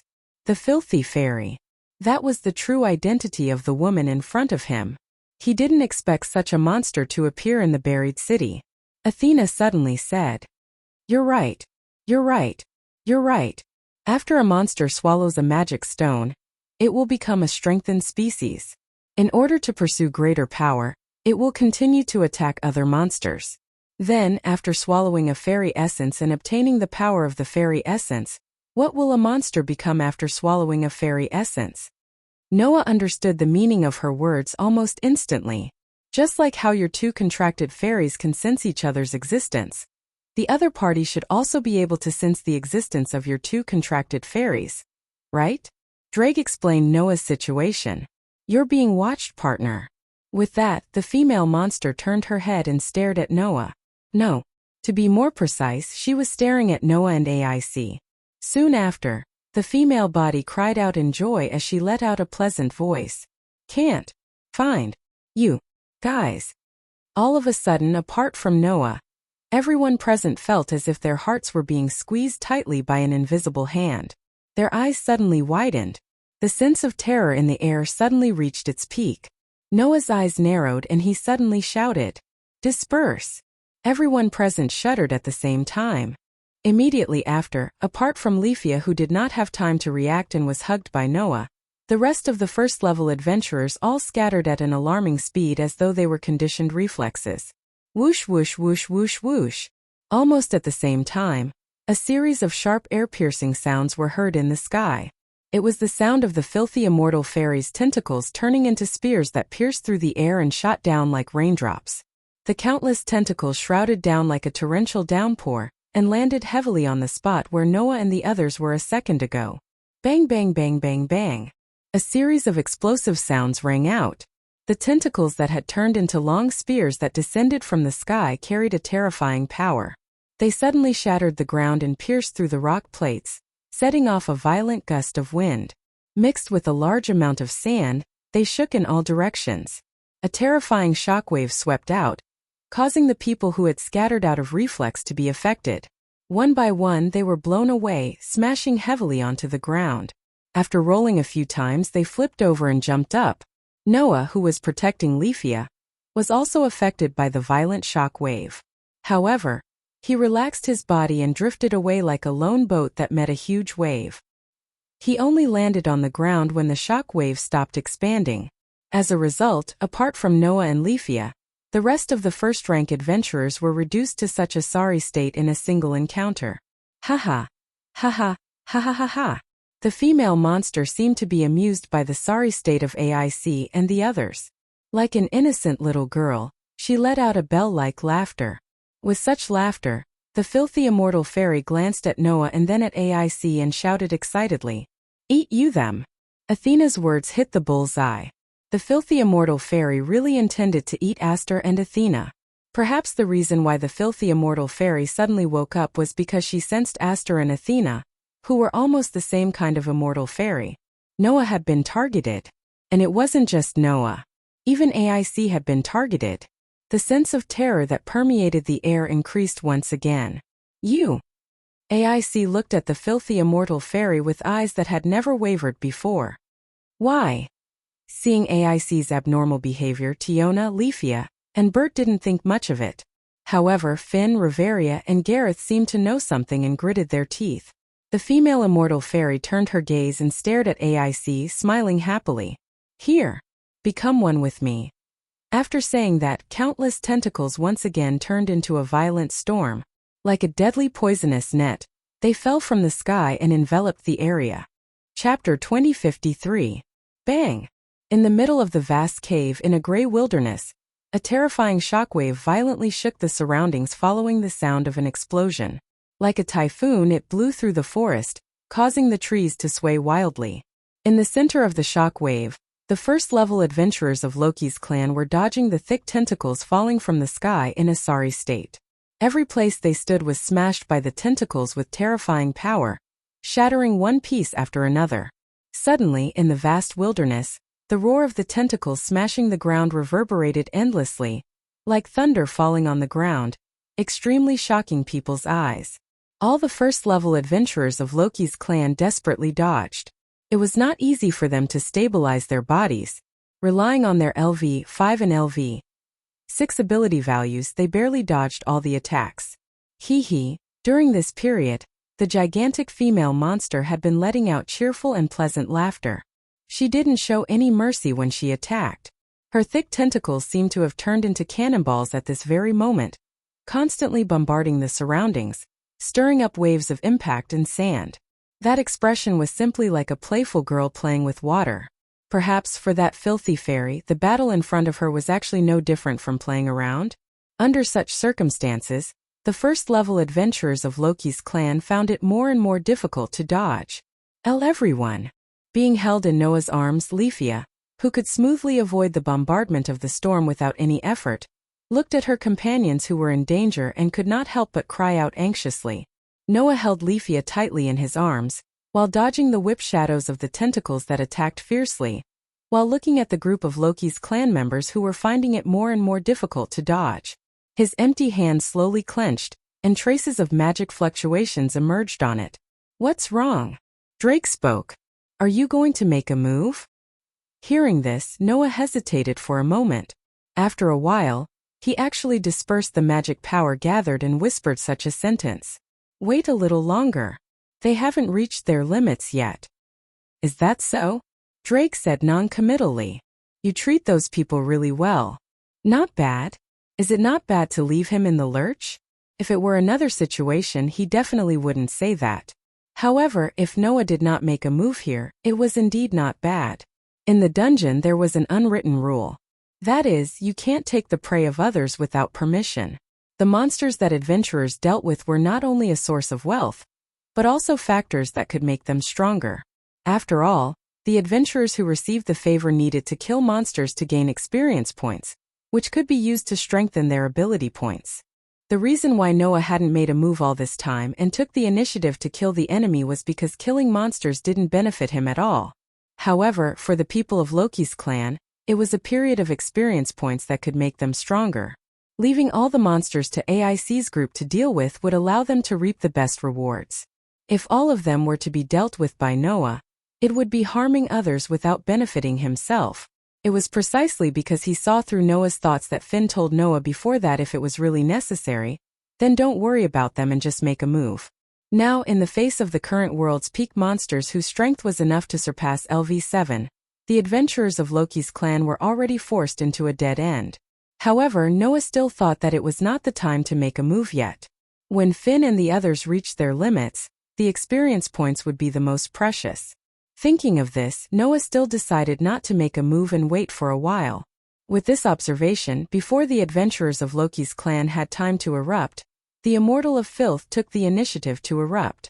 Fire come with such a light and pleasant voice. A huge magic circle suddenly unfolded in front of the Immortal of Filth. What? Seeing this scene, everyone of Loki's clan was shocked. Impossible. Leafia also exclaimed in shock. What did they see? They saw that the monster was using magic. How? How is this possible? Reveria showed a rare look of shock. How can a brutal monster that follows its instincts cast a spell that requires a focused mind to control the reins of magic and chant the spell? Magic was the power of knowledge. This was a famous saying that the people of this world recognized. Whether it was the chanting of spells or the control of magic, it was inseparable from the support of knowledge. Therefore, mastering magic had always been a privilege of the people of the lower realm, and there had never been a monster that could use magic. However, the Immortal of Filth in front of them seemed to want to subvert everyone's understanding, and with a pleasant voice it kept chanting. What's more, it was an extraordinary singing. Roar, roar. Fire vortex, red lotus cliff, roar of karmic fire. Borrow the power of the sudden strong wind, seal the world. Burning sky, burning earth, burning ocean, burning spring, burning mountain, burning life. Turn everything into scorched earth. Fire the cannon of anger and sigh. Pay the price with the life of my beloved hero. The Immortal of Filth's voice seemed to be singing, and it fluently chanted long paragraphs of incantation, causing everyone in Loki's clan to be shocked. There were two reasons for the shock. One was the incantation that the Immortal of Filth was chanting. That was obviously a chant for a super long text. Using such a long incantation to release magic, the power was definitely shocking. At least, although Reveria's magic also had a long chant, the scale was not as big as the Immortal of Filth's. In addition, the Immortal of Filth's chanting speed was shockingly fast. Even Reveria needed a long time to chant the incantation, but the Filthy Immortal used less than 3 seconds to chant the large number of incantations. This made everyone realize something. Death was coming. Reveria. Finn's voice lost its calm for the first time. Open the barrier. No.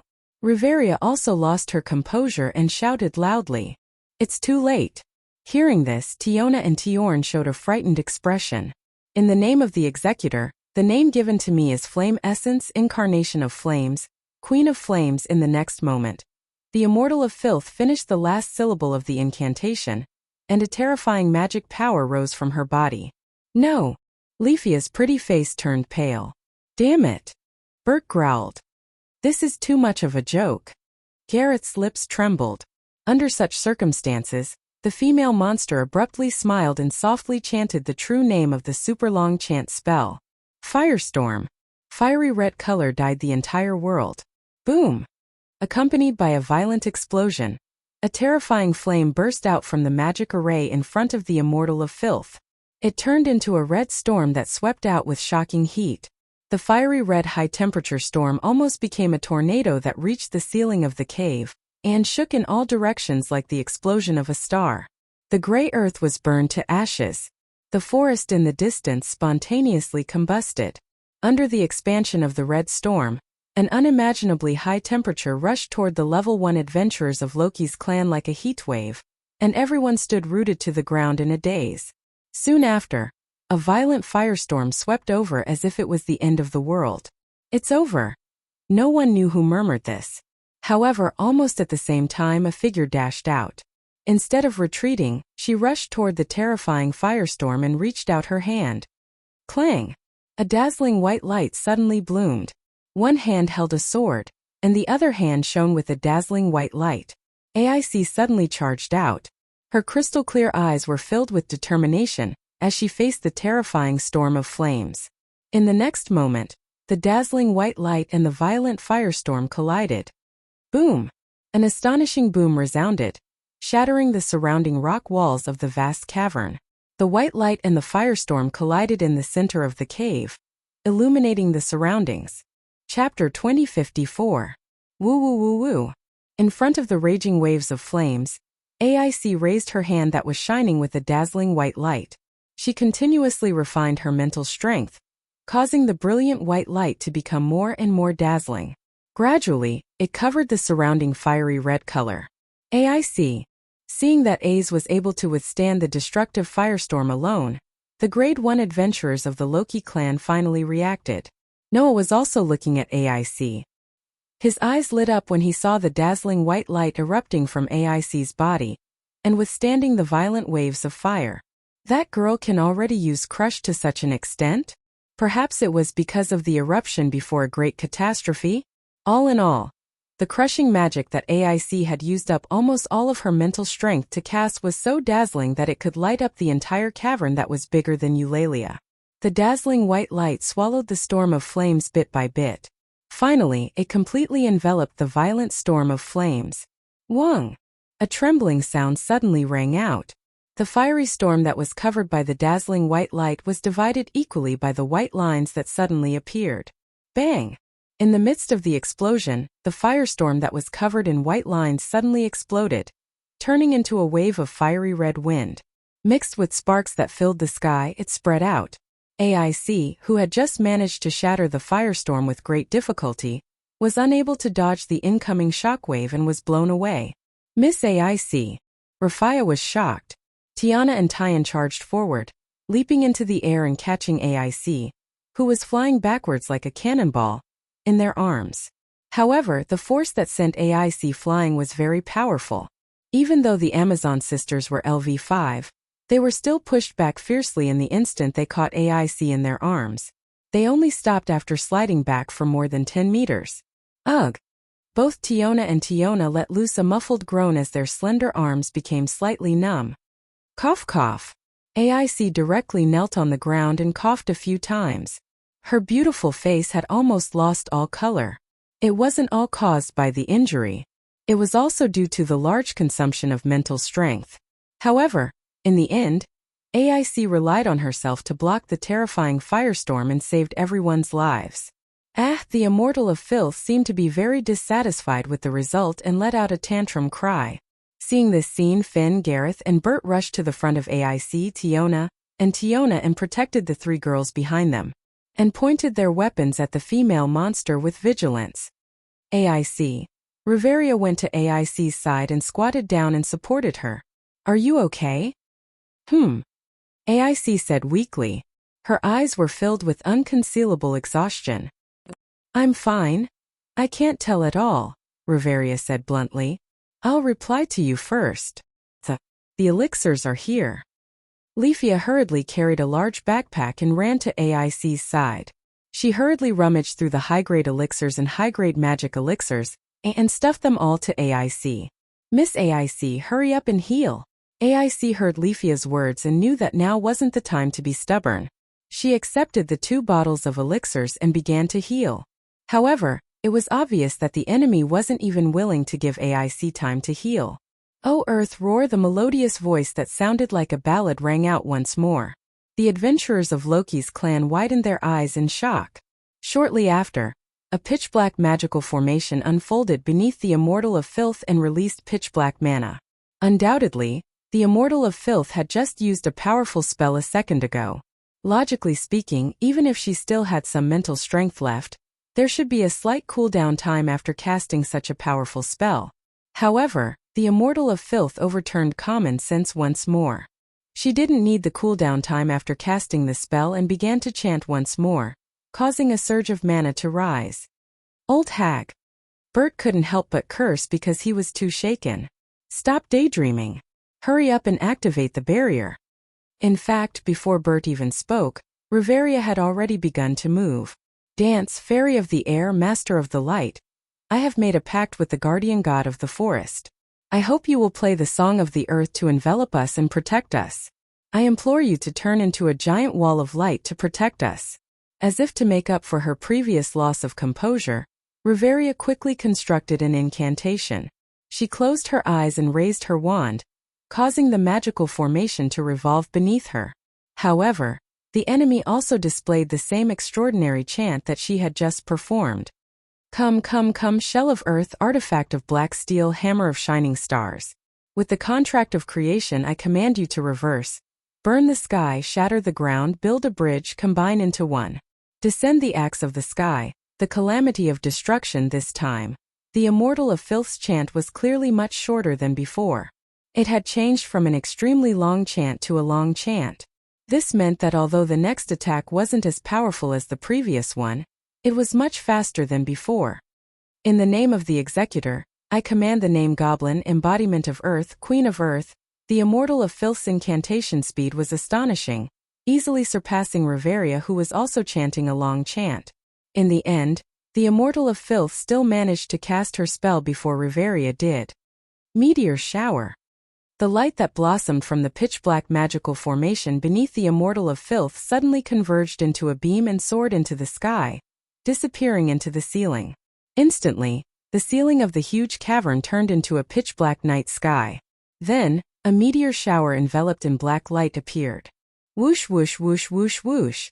Sharp piercing sounds rang out, causing meteors to fall from the sky, turning into pitch-black streams of light that enveloped the area below like raindrops.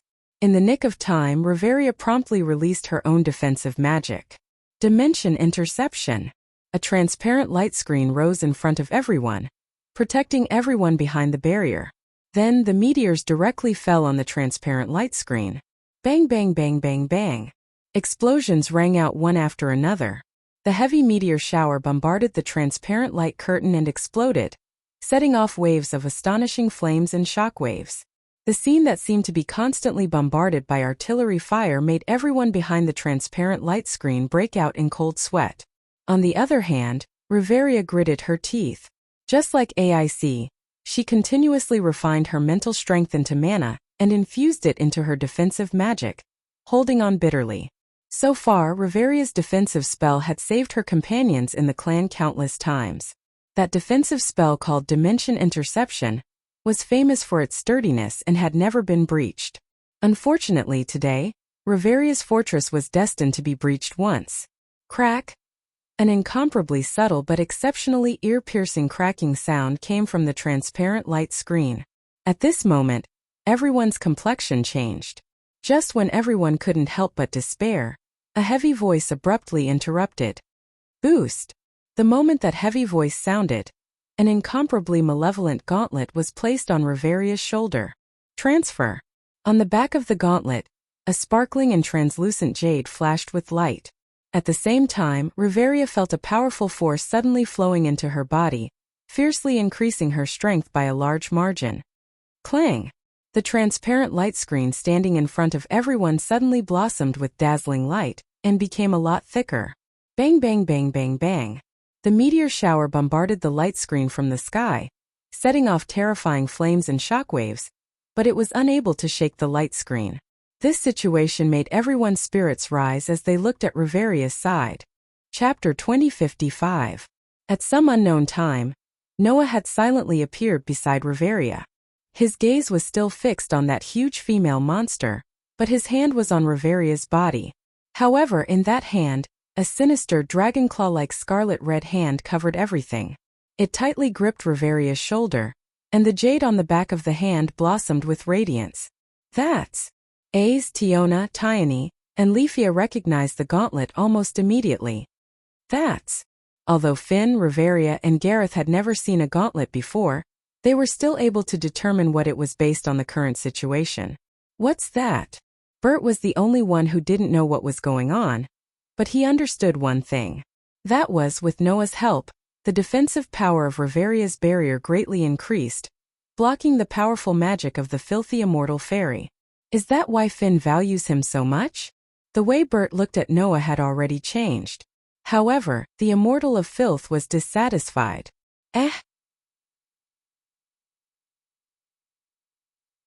Seeing that her magic was blocked once again, the filthy immortal's beautiful face finally twisted. She let out a sharp shriek and released an extremely strong negative emotion. As the immortal of filth shrieked, countless black shadows began to appear behind it. It was a piece of yellow-green meat covered with mottled patterns. Countless larvae responded to the filthy immortal fairy's call one after another, squirming their bodies of different sizes as they surged forward. The scene of the dense yellow-green meat swarming over made all of the Loki clan members bite their lips. Even Finn was considering whether he should retreat here, return to the camp, and end this expedition.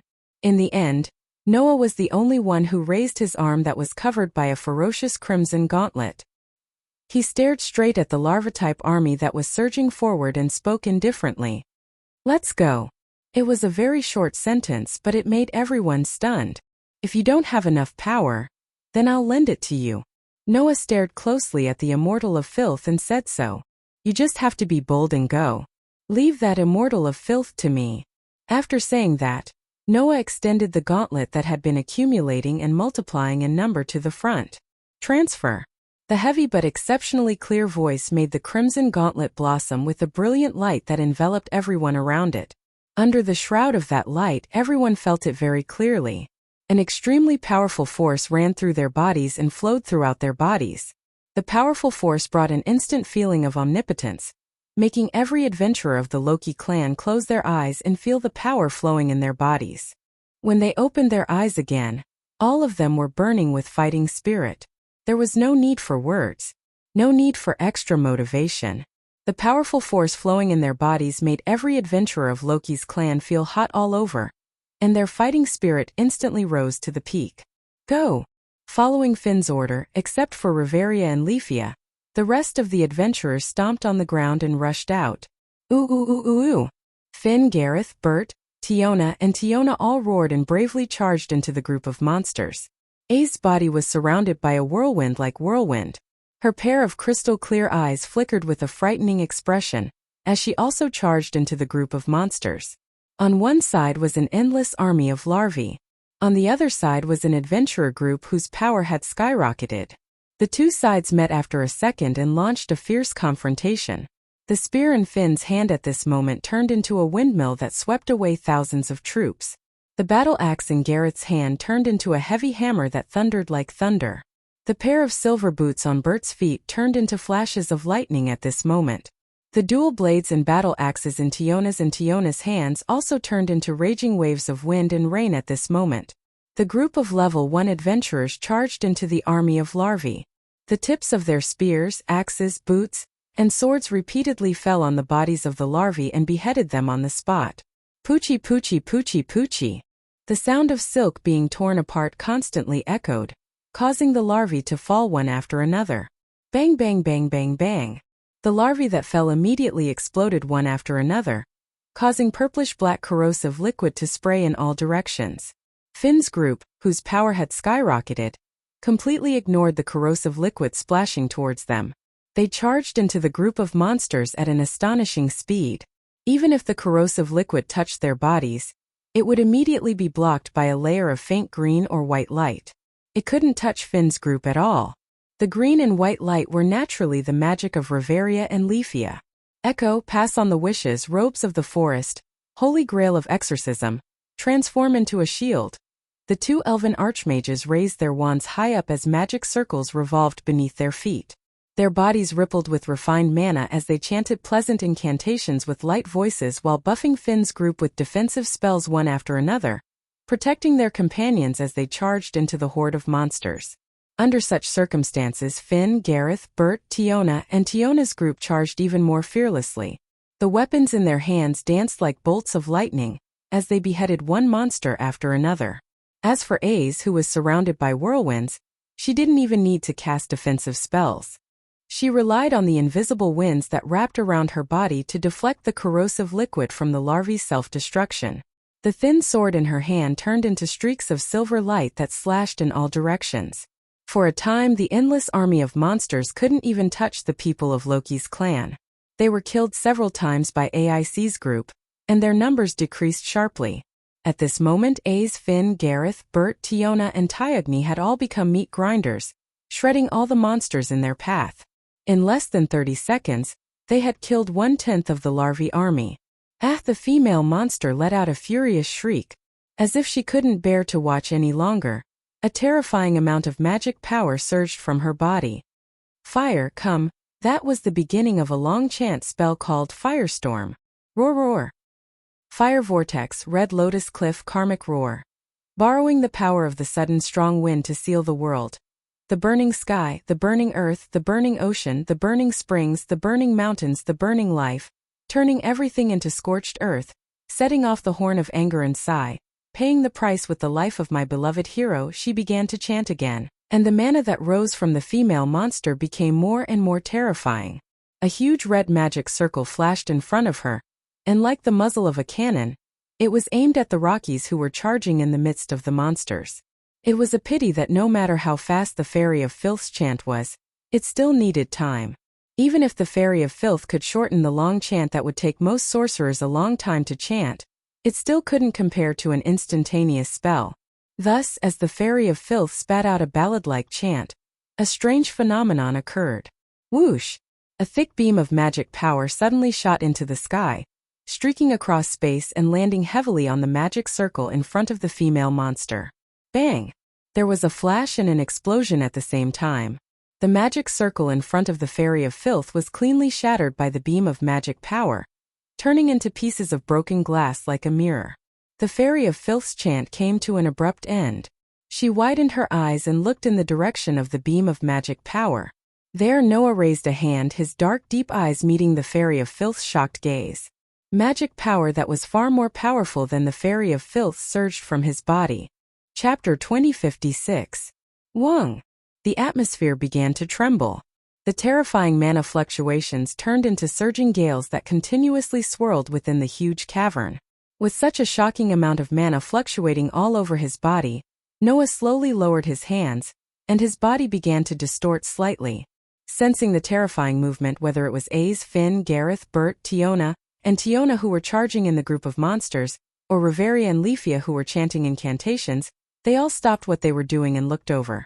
Thus everyone present clearly saw it. The appearance of the young man who was fluctuating with terrifying mana fluctuations began to change. That extremely ordinary face that did not have the slightest bit of outstanding features faded bit by bit. It was replaced by another face. It was a face that everyone in Eulalia was extremely familiar with. Bert's eyes suddenly widened to the limit when he saw that face, not to mention those who knew about it for the time being. At this moment, Noah finally returned to his original appearance. In order to change his appearance, not only did Noah constantly provide mana to support the transformation, but he also tried his best to suppress the circulation of mana in his body in order to eliminate his own aura and presence, so as to not expose his overly powerful aura. In this way, it was equivalent to letting Noah suppress most of his power. Now that Noah had slightly used his true form, the mana in his body could no longer be suppressed. It rapidly surged like a raging wave, causing Noah's aura and presence to skyrocket. He did not even maintain his transformation and returned to his original appearance. Under everyone's gaze, Noah met the Immortal of Filth's still astonished gaze and narrowed his eyes. I don't know who you are, nor do I know why you were devoured by monsters and turned into this filthy appearance. But I know that if you still have your rationality before you were devoured, you must be in great pain to see yourself like this, right? Noah said softly. So you can be free here. With that, the mana fluctuations that surged from Noah's body gradually began to transform into phosphorescent energy. The phosphorescent energy was like a flame that burned on Noah's body bit by bit until it became extremely violent and reached the ceiling of the cavern. That incomparably violent power caused everyone in Loki's clan to fall into shock. Then, everyone present realized what was going on. Noah was ready to crusade against the filthy immortal. He was going to crusade against a female monster that could even surpass Eulalia's most powerful Elvis 7 magic power. Mr. Noah. Leafia could not help but speak up. Please wait. Don't. Noah did not turn his head. His voice was strong and powerful as he looked at the immortal. My opponent is just a fallen immortal. My Aster will never lose. Aster. Leafia was startled. Aster? Finn and the rest were stunned as well. Aster. AIC muttered the name softly. Aster.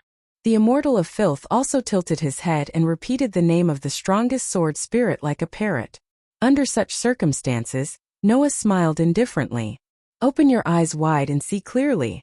Noah raised one hand and said, What is a true immortal? On the back of Noah's hand, the crisscrossing sword imprint formed by the sword spirit suddenly lit up, bursting with a burst of dazzling light particles that suddenly appeared in the air and slowly floated out. The moment the light particles appeared, the immortal of filth's eyes widened once again. AIC, on the other hand, felt her heart beating faster than ever before. The blood in her body began to heat up, causing her starry eyes to ripple. Then, the light particles began to gather and gradually condensed into a human figure. A silvery white waist-length hair hung down softly. Her white skin was as smooth as a pearl. The hem of her dress swayed gently in the wind. A pair of mysterious eyes gradually opened, shining like gems. The petite elven girl appeared in the dazzling light and landed on the ground. That's... Finn, Riveria, Gareth, Bert, Tiona, Tyugni, and Rafia were all stunned. AIC's eyes couldn't help but waver. She looked straight at the petite elf girl and squeezed out two words with difficulty. Immortal essence. Beautiful. Holy. Pure. Stainless. These words seemed to have been prepared for the girl who appeared in the light, and all of them gathered in that petite body. That's right. This was a true immortal. The immortal of filth looked at Aster in a trance, and his entire body began to tremble. The filthy immortal fairy's joyful cry echoed in the air like a roar. The female monster, who was in pursuit of great power and craved to devour immortal essence, instinctively felt that it was the most delicious food. Therefore, the filthy immortal spirit cried tears of joy. Aster! Aster! The filthy immortal fairy, on the other hand, repeated the name she had just learned in an innocent and happy voice. Eat you! Become one with me! Aster! Like a young girl chasing after her beloved, the filthy immortal spirit cast a burning gaze at Aster. Then the filthy immortal spirit moved. Whoosh whoosh whoosh whoosh whoosh. Tentacles turned into spears that covered the sky and suddenly fell from the sky. They mercilessly fell in the direction of Noah and Aster. Be careful! Everyone cried out in alarm. However, Noah only looked at the rain of spears, and his voice didn't waver in the slightest. Cold Queen of Steel, holy sword that slays demons and demons, turn into a sword of steel and bestow me with divine power. No one could understand the incantation that was written in the Elvish language. But it didn't matter, because it was fine as long as Aster could understand it.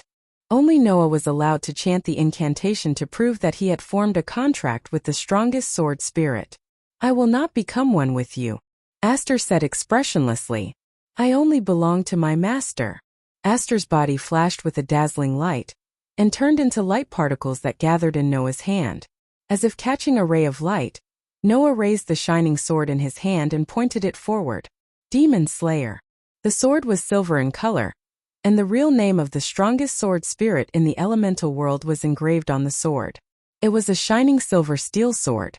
Under the continuous infusion of divine power, the steel sword flashed with light. Whoosh whoosh whoosh whoosh whoosh. The rain of spears fell from the sky like a torrential rain. Bang! Noah stomped on the ground and created a shockwave. Like riding the wind and breaking the waves, he advanced instead of retreating. He rushed toward the rain of spears that covered the sky. The distance between the two sides was closed in the blink of an eye. Clank! In the next moment, an unprecedentedly bright light illuminated the area. Ultimate Sword Technique. Formbreaker Ardent Flower Spiral Sword Dance Quadruple Slash. Noah released the ultimate sword technique that was used specifically against large-sized spirits, and was powerful enough to annihilate demon god-level spirits. Poochie, Poochie, Poochie, Poochie. The quadruple slash turned into 4 streaks of sword light that pierced through the sky. Amidst crisp tearing sounds, the sword light cut off the tentacles and the petals on the monster's ugly lower body. Then the sword light cut through the filthy immortal spirit's goddess-like upper body like a hot knife through butter. The huge female monster was cut into countless pieces by the 4 streaks of sword light, and thick green blood splattered out of its body. Ah! It was no longer a terrifying shriek, but the monster's scream before its death. The filthy immortal spirit was cut into countless pieces amidst its screams, and its body flashed with light. Bang! Following a sudden explosion, countless chunks of flesh exploded, turning into bursts of ashes that scattered across the ground. A huge magic stone fell on the ground, emitting light. Chapter 2057. There was a sudden silence. The army of larvae suddenly stopped moving. They froze on the spot as if they were in a daze and did not move anymore. In the midst of the group of monsters that had completely stopped moving, the people of Loki's clan looked at Noah, who had his back facing the huge magic stone that had fallen to the ground, and slowly lowered the shining silver steel sword in his hand. All of them fell into a daze, including Ace. Her somewhat transparent eyes gazed at the man standing in front of the gigantic magic stone as she muttered, "One hit." The filthy fairy, who had superstandard magical power, may be stronger than the strongest LV-7 Auto in the Labyrinth City, but in the hands of Noah, it couldn't even make a move. This fact not only made Ace fall into chaos, but also made Finn and the others clench their fists. Is that his real strength? No, definitely not. Because in the war game with Apollo's clan, Noah once used a terrible magic that could destroy an entire city in one hit. That magic may be more powerful than the super long champ magic used by the filthy fairy. And in this battle, Noah didn't use that kind of magic at all. This proved that Noah's real strength was more than that. Understanding this, everyone was even more shocked. Bert's handsome face began to distort. Why is that bastard here? In the shock of everyone, the larvae monsters that were frozen in place suddenly moved. The death of their commander made this large group of larvae monsters begin to riot. They actually ignored the existence of the adventurers of Loki's clan and hurriedly fled. The sudden chaos on the battlefield finally caused Finn and the others to react. For the first time, Finn showed a somewhat fierce look. You want to escape after finding trouble? It's not that easy. The rest of the people also changed their expressions. Immediately afterward, the people of Loki's clan began to massacre. Seeing the people of Loki's clan rushing to kill the monsters as if they wanted to vent the previous depression and shock in their hearts, Noah shook his head with a smile. Immediately he turned his head and looked at the huge magic stone behind him. The size of the magic stone was many times larger than the 17th floor's Goliath. It was like a small mountain. In addition, it was an unknown species of monster that was born after swallowing the fairy. If such a magic stone was sold on the ground, it could be sold for at least hundreds of millions of Varus. However, this huge magic stone was different from the other magic stones. Although magic stones were divided by quality and size, they were generally the same purple color. Even if some of them were deeper, they would still be purplish blue. However, although the huge magic stone in front of him was also purplish blue, the center part showed a kind of incomparably gorgeous color, as if there were all kinds of colors. It looked somewhat beautiful, but it gave people a very strange feeling, and even a very evil feeling. From this point of view, the filthy fairy was decisively different from the other monsters. Is it because it swallowed too many magic stones that its magic stone changed? Or is it because it swallowed the fairy? Noah pondered. It seems that, with the addition of special characteristics, the price of this magic stone is estimated to be an astronomical figure. The power that Noah transferred to the people of Loki's clan could not be maintained forever. In the end, it would fade with the passage of time and eventually disappear completely. Therefore, after bravely charging for a while, the doubled power in the bodies of Loki's clan had disappeared. However, the number of larvae monsters had also decreased sharply. Moreover, because the female monster was killed, all of them fell into chaos. They did not fight back at all and only fled randomly. In this way, Finn and the others naturally would not let this opportunity go. They constantly chased after the larvae monsters that were blindly fleeing. This hunt lasted for more than half an hour. When the last larvae monster fell and exploded, spraying a large amount of corrosive liquid, the group finally returned to the wilderness where the female monster was. They were all panting miserably. However, even though he was panting, Bert still rushed all the way back and directly rushed in the direction of Noah, cursing as he ran. "You bastard!" Seeing Bert's fierce look, Tiona and Tioni were shocked and hurriedly rushed up to hold Bert down. "What are you doing?" Bert struggled with all his might. "Let go of me." A Grade 1 adventurer's desperate struggle was simply like a raging bull, easily flinging any adult into the air. Unfortunately, Tiona and Tioni were also first-level adventurers, and their levels were not lower than Bert's. Moreover, in terms of strength alone, the Amazon sisters were even higher than Bert.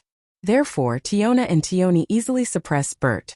Under Bert's struggle, they sighed one after another. "So it really turned out like this? That's why I didn't want to tell this werewolf his true identity. You knew from the start." Bert struggled even more desperately. "You bastards! You actually invited this guy into your clan behind my back. I'll bite you to death." Seeing Bert's desperate look, Noah was really speechless. "I said I don't have any deep grudges with you, and most were not on good terms. Do you have to be like this? Huh? No deep grudges?" Bert's face twitched as he yelled at Noah. "Go to hell. No deep grudges. I can't wait to swallow you whole. How dare you say we don't have any deep grudges?" Bert began to struggle even more desperately, and it took a lot of effort for both Tiona and Tiona to just barely restrain the berserk werewolf. "Wah! When did Bert's arms become strong enough to break free from us?" "Tiona. Is this the power of jealousy? It's so ugly." "Tioni. Shut up. Stupid Amazon." Bert was going crazy. "Let go of me." The three first-level adventurers were entangled with each other as if they were fighting bulls. Even Leafia, who was watching from the side, couldn't help but laugh dryly. As for Finn, Riveria, and Gareth, they were also speechless. What a scary obsession. Riveria. Speaking of which, it's our fault for not noticing the true identity of our love rival, right? Gareth. After all, although we tried to hide it, we still accidentally mentioned the name Noah a few times in the strategy guide. The three leaders talked helplessly as they consumed the panacea that Leafia gave them to recover their strength and injuries. As for AIC, she kept staring at the silver holy sword in Noah's hand in silence. Clang! At this moment, the silver holy sword in Noah's hand blossomed with a bright light, gradually dissipating into light particles and condensing into a human figure. All of a sudden, everyone's attention was attracted by Aster.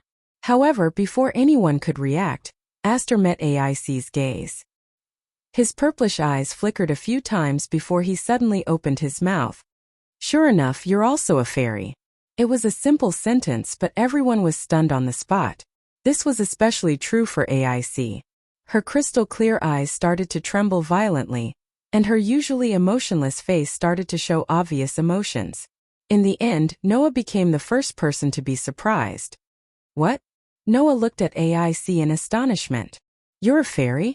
Not only Noah but even Tioni, Leafia, and Bert looked at AIC in astonishment.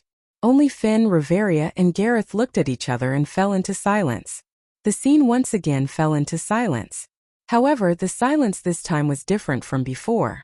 There was no oppressive feeling, but a faint sense of heaviness. Under everyone's gaze, AIC bit her lips and lowered her head, as if she didn't dare to look at everyone, and squeezed out this sentence. "I'm not a fairy." After leaving this sentence, AIC turned around as if she didn't want to say anything else. Finn, Riveria, and Gareth opened their mouths, but didn't know what to say. Tioni, Leafia, and Bert looked at each other in confusion. Seeing this, Noah frowned. It seemed that AIC's background wasn't simple. Chapter 2058. When night fell on the ground in the bottomless underground city, in the camp of the Loki clan, the atmosphere also became a little quiet. Some of the Loki's members were responsible for patrolling and keeping watch, making the entire Loki's camp feel heavily guarded. However, compared to the time during the day, the atmosphere now was actually more relaxed. Because, during the daytime, although the Loki's camp was heavily guarded, there were no level 1 adventurers in the camp. Now, the level 1 adventurers of the Loki's clan had all returned to the camp, making everyone feel a little relieved. Naturally, the atmosphere was not as tense as it was during the day. Yes, Noah and the others returned to the camp. Not long ago, after completely conquering the unreached 59th floor, Finn didn't act rashly. Instead, he gave the order to return to the camp and end this expedition. No one objected to this decision, although there were still some materials in Noah's gift card that could support them in conquering another floor. The whole day of conquering had already made everyone physically and mentally exhausted. That's the part that couldn't be recovered by items. Moreover, a filthy fairy appeared on the 59th floor, and no one knew what would happen on the next floor. Finn thought that they shouldn't take risks at this time. This expedition has achieved its goal, and they can't ask for more. Of course, AIC was one of the reasons why Finn made such a decision. Everyone could see it clearly. After encountering a filthy fairy, and being pointed out by Aster that she was a fairy, A's emotions were greatly shaken. Under such circumstances, Finn made the judgment that it was not suitable to continue the exploration and ordered them to retreat. Because of these two reasons, no one had any thoughts of retorting. So, everyone began to retreat to the floor where the camp was located, while picking up the magic stones and dropped items that were left on the previous floor, and returned to the camp with a full load. In this regard, the members who stayed in the camp were quite relieved and felt quite happy. On the other hand, the clearers who broke the record of reaching the floor had a gloomy expression. After putting down the luggage in their hands, they all returned to their respective tents. Noah was no exception. In a tent, Noah was lying on the bedding on the ground. He looked up and fell into his own world of thoughts. At this time, Noah had already suppressed the circulation of the energy in his body and transformed again to hide his true identity. Bert gritted his teeth at Noah's behavior, but under Finn's instructions, he expressed his displeasure that he wouldn't expose Noah's true identity. After all, in that case, the one who would suffer would definitely not be Noah but Loki's clan. Bert would not do such a thing as harm to others and himself. However, the werewolf's attitude toward Noah had obviously worsened. However, the reason Noah was lying in the tent in a daze was not because of Bert but because of AIC. Immortal essence? In this trip to the underground city, Noah had seen a lot of the mysteries and dangers of the labyrinth that he didn't have the chance to see before. He even met a filthy immortal essence, which was very exciting. However, Noah didn't expect that under such circumstances, AIC's identity would be revealed. If that girl is a fairy, then the reason why I could vaguely feel the presence of a filthy immortal essence and had the same reaction as Aster and Athena. Noah thought bitterly. But, if that girl is really a fairy, then I should be able to sense it. Noah originally had the ability to sense things that others didn't have. Coupled with his keen intuition, if AIC was really a fairy, then Noah would be able to recognize her at first glance. This wasn't something strange. In fact, even if it wasn't Noah, almost anyone in this world could recognize a fairy. This was because fairies were the avatars of gods. In this world, although the gods had sealed their powers, even if they only had the power of a mortal, they would still emit some divine aura to let others understand their identity as gods. Naturally, fairies who were known as the avatars of gods were in the same situation. If a fairy appeared in front of people, they would definitely be able to recognize her. However, Noah didn't sense the presence of a fairy on AIC. Seeing the shocked expressions on Tiona, Tioni, Rafia, and Bert's faces when they found out about this, it was likely that these people who spent all their time with AIC didn't know about this either. However, Finn, Riveria, and Gareth seemed to know something. This proved that even if AIC wasn't a fairy, she was still closely related to one. Otherwise, Aster wouldn't have suddenly pointed out AIC like that. Eulalie's strongest swordswoman doesn't seem to be as simple and innocent as she seems. Just as Noah sighed with emotion, a subtle movement began to spread outside the tent. Noah returned to his senses, but he didn't even lift his head. Instead, he closed his eyes and said, "Come in if you want. If you want to come in, then come in. Stop pacing around outside." The commotion outside stopped instantly. After a while, Tiona, Tioni, and Rafia slowly lifted the curtain and walked in with mocking smiles on their faces. Looking at the group of young ladies, Noah opened one of his eyes and glanced over, speaking in an annoyed tone. What do you want to say? Tiona and Tioni exchanged glances before shifting their gazes to Rafia at the same time. Eh? Rafia blinked and didn't know what to do. Me. Tiona and Tioni nodded repeatedly, leaving Rafia to put on an expression as though she wanted to cry but couldn't. In the end, under Tiona and Tioni's silent pressure, Rafia took a step forward and stuttered. Mr. Noah. I'm here. Noah said with a half-smile. And? Rafia was speechless. She suddenly thought of something and hurriedly said, I'm here to thank you. Thank you? Noah was startled. Did I do something that you need to thank me for? Of course. Rafia said emotionally. You've saved me a few times today. Now that you mention it, that does seem to be the case. Noah narrowed his eyes. But I don't think you're here to thank me. You must have other motives, right? The corner of Rafia's mouth twitched. Tiona and Tioni began to look at the sky as though it had nothing to do with them. This made Rafia have the urge to cry. Looking at the three clowns, Noah couldn't help but chuckle. Alright, don't think that I don't know why you're here. Noah sat up and cast his gaze on the three girls. You're here to talk about AIC, right? The three girls' faces brightened up. Yes. We're here to talk about AIC. Like a puppy wagging its tail at its owner, Tiona hurriedly leaped up and sat in front of Noah with a smile on her face. Hey little brother, is AIC really a fairy? Seeing that Tiona had begun to ask questions, Tiona and Leafia hurriedly came over and sat around Noah.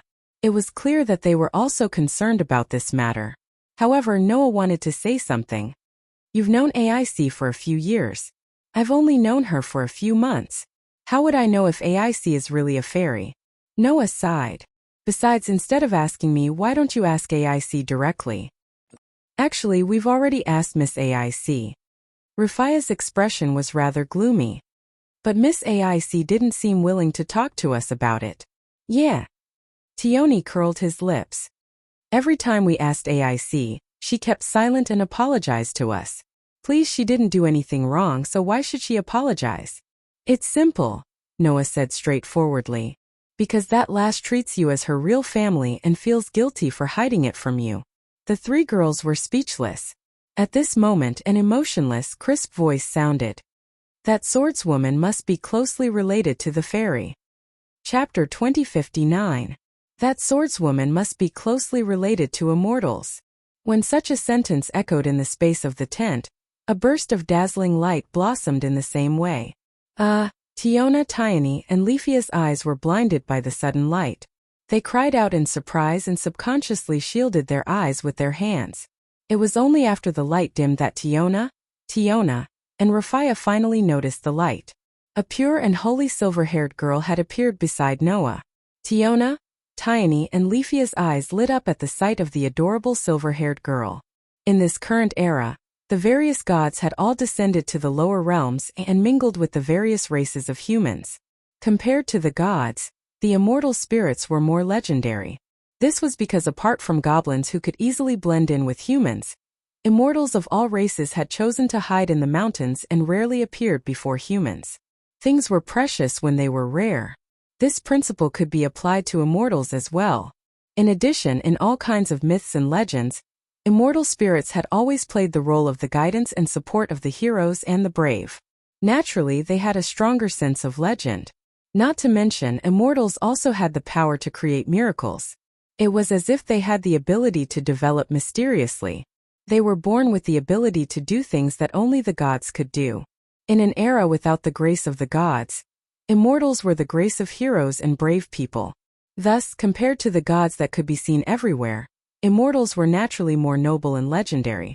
How could Tiona, Tioni, and Leafia's eyes not light up when a true immortal appeared before them? However, under such circumstances, Aster only faced the gazes of the three girls and said this emotionlessly. Although it's not pure, I can sense immortal blood flowing in that human swordswoman's body. Aster's words extinguished the excitement in the girls' hearts. Immortal blood flowing in her body? Leafia hurriedly asked. Then, what does that mean? Could it be that AIC isn't an immortal but a descendant who inherited their bloodline? Tioni frowned. That's impossible, right? Immortals can't have children. That's right. Immortals couldn't have children. As clones of gods, immortals played the role of guides and assistants. Their main duty wasn't reproduction. Therefore, immortal spirits would not give birth to children. There was no such thing as heirs. I've read in books that immortals can't have children. Tiona tilted her head and said, "Little immortal fairy, did you make a mistake?" Noah also turned his gaze to Aster, his eyes filled with questions. Regarding this, Aster only met Noah's gaze. Her beautiful face was as calm as an ancient well, but her pair of mysterious eyes started to sway. "Master, you don't believe me?" Undoubtedly, Aster's words carried no emotion. But the way she looked at Noah gave the impression that she had been wronged. No matter who it was, they wouldn't be able to give a cruel answer in this situation. Noah was no exception. "Of course I believe you, Aster," Noah hurriedly said. "I'm just thinking that since immortals can't have children, then why does AIC have immortal blood in her body?" Tiona, Tiony, and Leafia nodded as if they were coaxing a child. They couldn't say that they doubted the authenticity of Aster's words. Fortunately, although Aster had lived for more than 1,000 years, she was still an innocent little girl. She didn't doubt Lin Li's words. You don't have to go through the reproductive stage to have the blood of the fairies. The fairies are a race that can perform miracles to a certain extent. Just like how I can become my master's sword by signing a contract with him, that female swordsman called AIC may have also received the miracle of the fairies due to some reason and obtained the blood of the fairies. Is that so? Tiona, Tiony, and Leafia were enlightened. Even Noah felt that this explanation was the best explanation for AIC's situation. If AIC was an immortal, then others should be able to recognize her immediately. The reason why they didn't notice it was because AIC wasn't an immortal, but because of some miracle that only immortals could perform, she received immortal blood. Therefore, AIC was able to sense immortals to a certain extent. The wind magic that the swordswoman used might be the power of the immortal essence blood. Aster even said, after using that magic, that swordswoman's combat strength increased by a lot. For a human to be able to use magic, it's already a little against the rules. For example, Chun-Ji's magic could only increase the level of one person, which was a violation of the rules. However, that was also because Chun-Ji was a descendant of the only magic race among the orcs, the Foxmen. She could perform very special witchcraft, which was why she could awaken that kind of illegal magic. If there wasn't anything special about AIC, logically speaking, it was impossible for her to have a magic that could increase her attack, defense, speed, and all sorts of other aspects. It was impossible for her to have a magic that could substantially increase her strength and achieve an effect similar to leveling up. After all, other than intelligence, there was nothing special about the human race.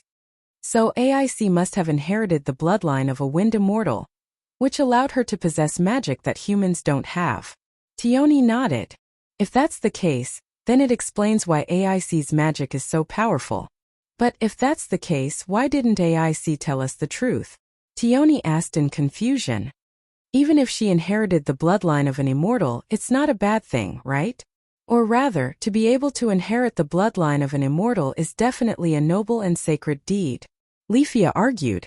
Such a deed could even be recorded in the history books. Miss AIC isn't the kind of person who can't see the light of day. If that's the case, then it can only prove one thing. Noah lowered his head thoughtfully and said after a while, "There's a secret behind AIC inheriting the bloodline of an immortal." Everyone fell silent. So did Noah. I should have thought of that. Noah smiled bitterly in his heart. How could a person like that not have a secret behind her pursuit of power and strength? Perhaps humans would unconsciously pursue power and strength. But a person who would actively pursue power and strength must have some kind of reason. Tiony crossed her legs in frustration. In the end, there are still a lot of things that I don't understand. Tiony and Leafia smiled bitterly as well. As for Noah, he heard Athena's voice.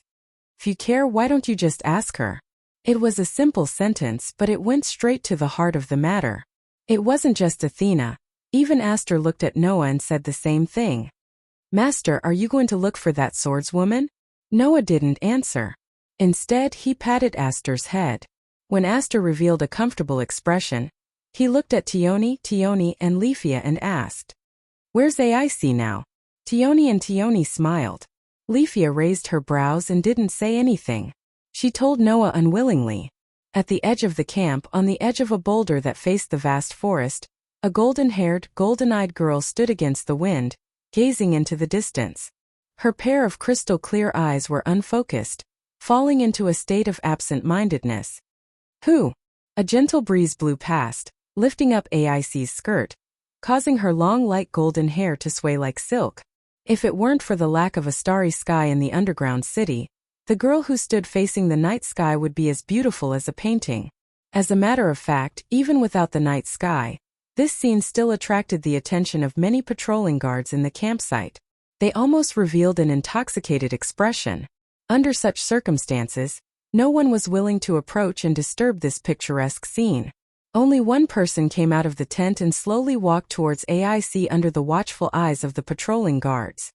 Chapter 2060. Perhaps it was the sound of footsteps behind her that woke her up from her absent-minded state. She turned around and looked behind her. When she saw the full appearance of the person, AIC could not help but be startled. Then she lowered her eyes and acted like a child who did something wrong but dared not admit it. When he saw AIC in such a state, Noah moved his feet lightly and also came to the edge of the cliff. He gazed into the distance and softly said these words. "What are you thinking about?" AIC did not answer. Instead, she lowered her head even more. After a while, she spoke in a low voice. "I'm sorry. Why are you apologizing?" Noah smiled bitterly. Tiona, and Leafia have all said that before, and you've been apologizing because you feel that it's wrong for you to hide something from your fellow clan members. However, although I've joined the Loki clan, I've only known you for a few months, and I've only joined temporarily. Even if you're hiding something from me, it's only natural.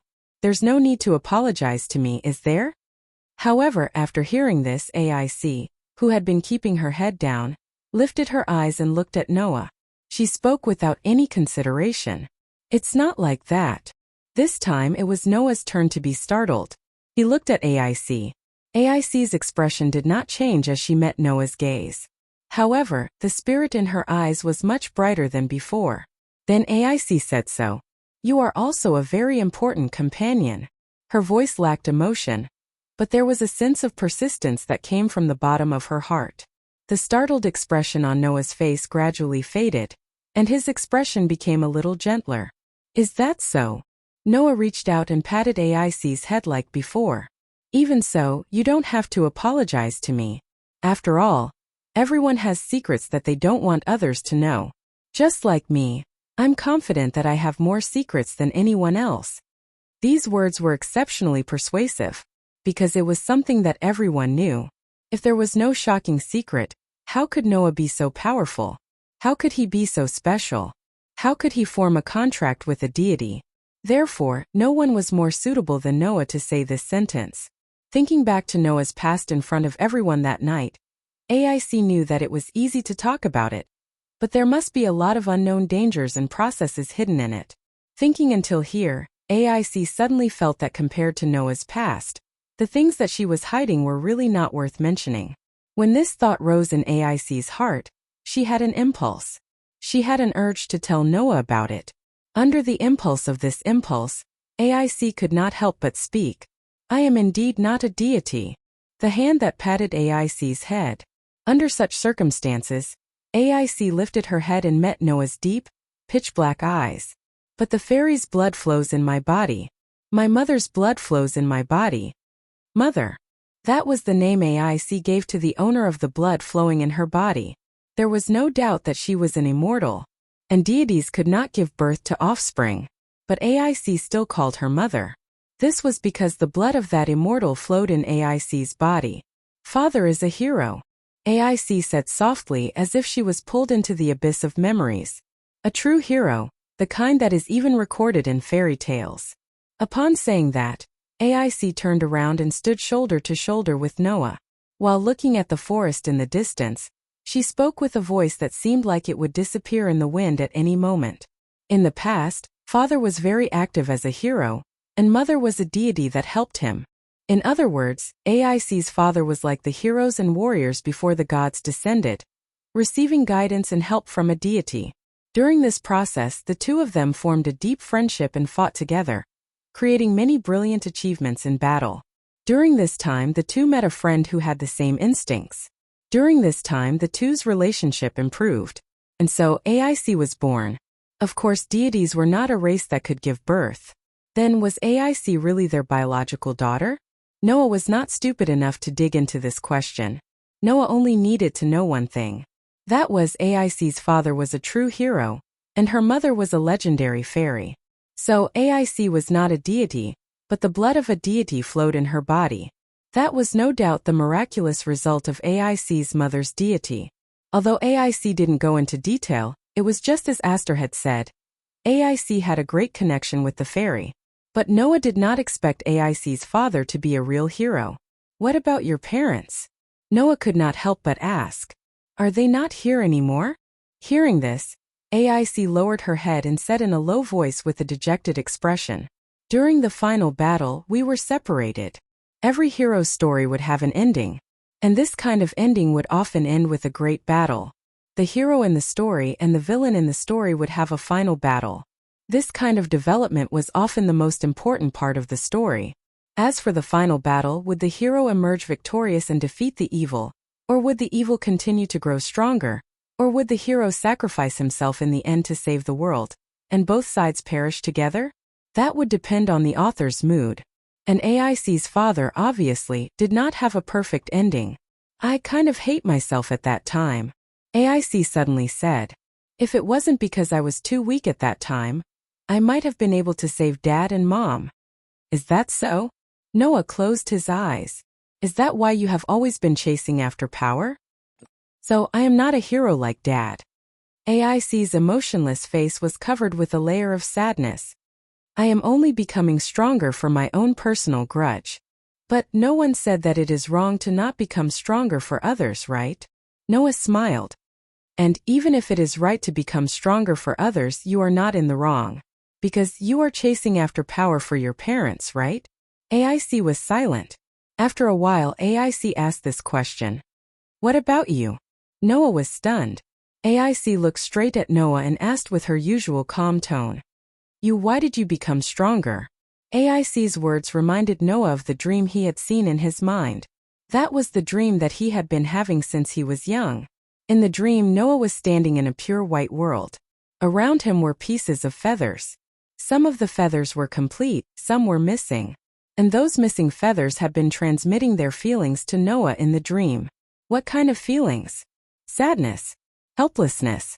They represented a world, and all they wanted was to be whole again. That's right. It was just like a child, pure and simple. Now that he thought about it, it was the reason why Noah had the urge to become stronger in the first place. Because Noah wanted to respond to them. In response to the pieces of incomplete feathers. So, Noah smiled and answered from the bottom of his heart. Someone asked me for help and I want to help them, so I have to become stronger first. It was a simple sentence, but it perfectly explained the nature of Noah's pursuit of power. And this answer seemed to be out of AIC's expectations. AIC looked at Noah blankly until Noah looked at her. Then she smiled. Is that so? AIC retracted her gaze and continued to look into the distance, leaving behind a sentence that was carried away by the wind. You are really something. Something. Noah sighed in a non-committal manner. Together with AIC, he looked at the endless sea of trees and said calmly and helplessly, Maybe I'm just being a busybody? Noah and AIC didn't say anything else after that. Both of them looked at the sea of trees in front of them silently, shoulder to shoulder, and let the silence spread between them. However, the atmosphere was not uncomfortable at all. Instead, it gave them a warm feeling. Chapter 2061. The next day, the members of Loki's clan began to get busy. The tent was untied. The bonfire was extinguished. The luggage was carried. The personnel were gathered. The temporary camp built on the boulder was dismantled at a speed visible to the naked eye, and gradually restored to a corner of the dungeon without any vitality. Only by careful observation could one find some traces of living people. After that, the members of Loki's clan began to retreat under Finn's command. In other words, this expedition was over. And the results were gratifying. Not only did they successfully reach the unreached area, but they also broke the record of the floors reached, and they even successfully conquered the 58th floor. The harvest was not small. After all, in the past, although Finn and the others successfully reached the 58th floor, they were sniped by the cannon dragon from the 58th floor when they stepped into the 52nd floor. Caught off guard, they fell directly to the 58th floor and lost all their items and equipment. In the end, they escaped with injuries and returned to the ground, saving their lives. In other words, although the previous record of the Loki clan was the 58th floor, it was not a serious strategy. It was only when they stepped into the 52nd floor that they were sniped and accidentally fell into a hole that was blasted open. They fell all the way to the 58th floor, which was why they obtained this record. This time, everyone seriously conquered the 58th floor, and even conquered the 59th floor. Not to mention other things, just the magic stones and dropped items as the spoils of war were a big harvest. In addition, Noah's gift card provided convenience, so that these spoils of war could be transported with ease, and not like before, because there was no way to carry them, they had no choice but to abandon them. This time it was really a big harvest. If these spoils of war were sold, the pockets of Loki's clan would be rich. Previously, in order to deal with the new species of monsters, Finn spent a lot of money, not only to buy a large number of magic swords, but also to prepare the first-level adventurers with unbreakable attributes, plus a large number of materials. The cost was not a little bit. Therefore, if they could not make up for the losses in this expedition, then for a long time, the Loki clan could only tighten their belts and live a tight life. Fortunately, the harvest this time was gratifying. Of course, the harvest in terms of money was only one aspect. The experience points obtained by many members during the expedition was the most precious gain.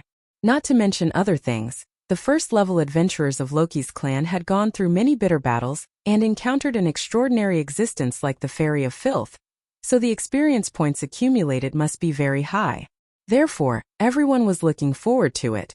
They were looking forward to returning to the base camp and updating their ability points, how much they would grow. Driven by this mood, the speed of the adventurers of Loki's clan was not slow at all, at least faster than when they came. At the beginning of the expedition, it took Loki's people 5 days to reach the 50th floor.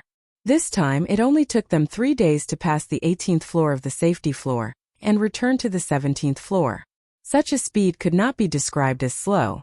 However, the reason why they were able to return to the middle area so quickly was because they did not need to deal with monsters anymore, aside from the fact that their movement speed had increased.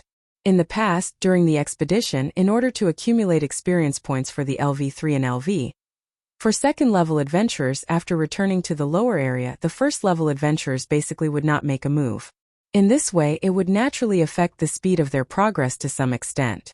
This time along the way, the LV3 and LV for second-level adventurers almost had no chance to make a move, because they were robbed of their kills. In the cave passage on the 17th floor, a group of minotaurs were holding stone axes high. Their eyes were red. While shaking the ground with their powerful footsteps, they rushed toward the adventurers of Loki's clan. The number of minotaurs was not small. At least, it was much more than the entire expedition team of Loki's clan. However, these monsters classified at LV2, although they were known as the most representative monsters, were easy to deal with for Ololi's top clan group, whose lowest level was LV3. Even if the first-level adventurers did not make a move, it would be the same. However, before the basic members of Loki's clan could make a move, a golden figure rushed out. Swoosh! In the clear sound of footsteps, AIC suddenly pulled out the sword at her waist. A pair of gem-like eyes floated with a light full of momentum. Like a gust of wind, she rushed into a group of LV2 minotaurs. Whoosh whoosh whoosh whoosh whoosh. The silver rapier turned into a flash of light in the sharp sound of breaking the air, sweeping in all directions. Poochie poochie poochie. Along with the sound of ripping silk, the minotaurs were all severed at the waist. A large amount of blood splattered out from their rock-like waists, dyeing the entire ground red. The dying screams of the monsters resounded throughout the entire cave passage. The people of Loki's clan could only watch AIC, who was getting fiercer and fiercer in the group of monsters, and they were all speechless. That's too violent. Tiona couldn't help but mutter. It's been 3 days and she's still so violent. What exactly happened to AIC? Yeah. Tiona could not help but sigh. Although it's much better than the lifeless appearance when she came back from the 59th floor, if this continues, AIC won't really become a violent maniac, right? Miss AIC is not a violent maniac. Leafia felt the need to protect her idol's image, and argued strongly. Although she usually looks like she doesn't talk much, Miss AIC is actually gentler than anyone else. Gentler? Gareth laughed as if he did not dare to ask.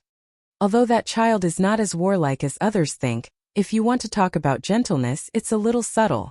From my personal point of view, I hope that child can be gentler. Riveria opened one of her eyes and said in annoyance.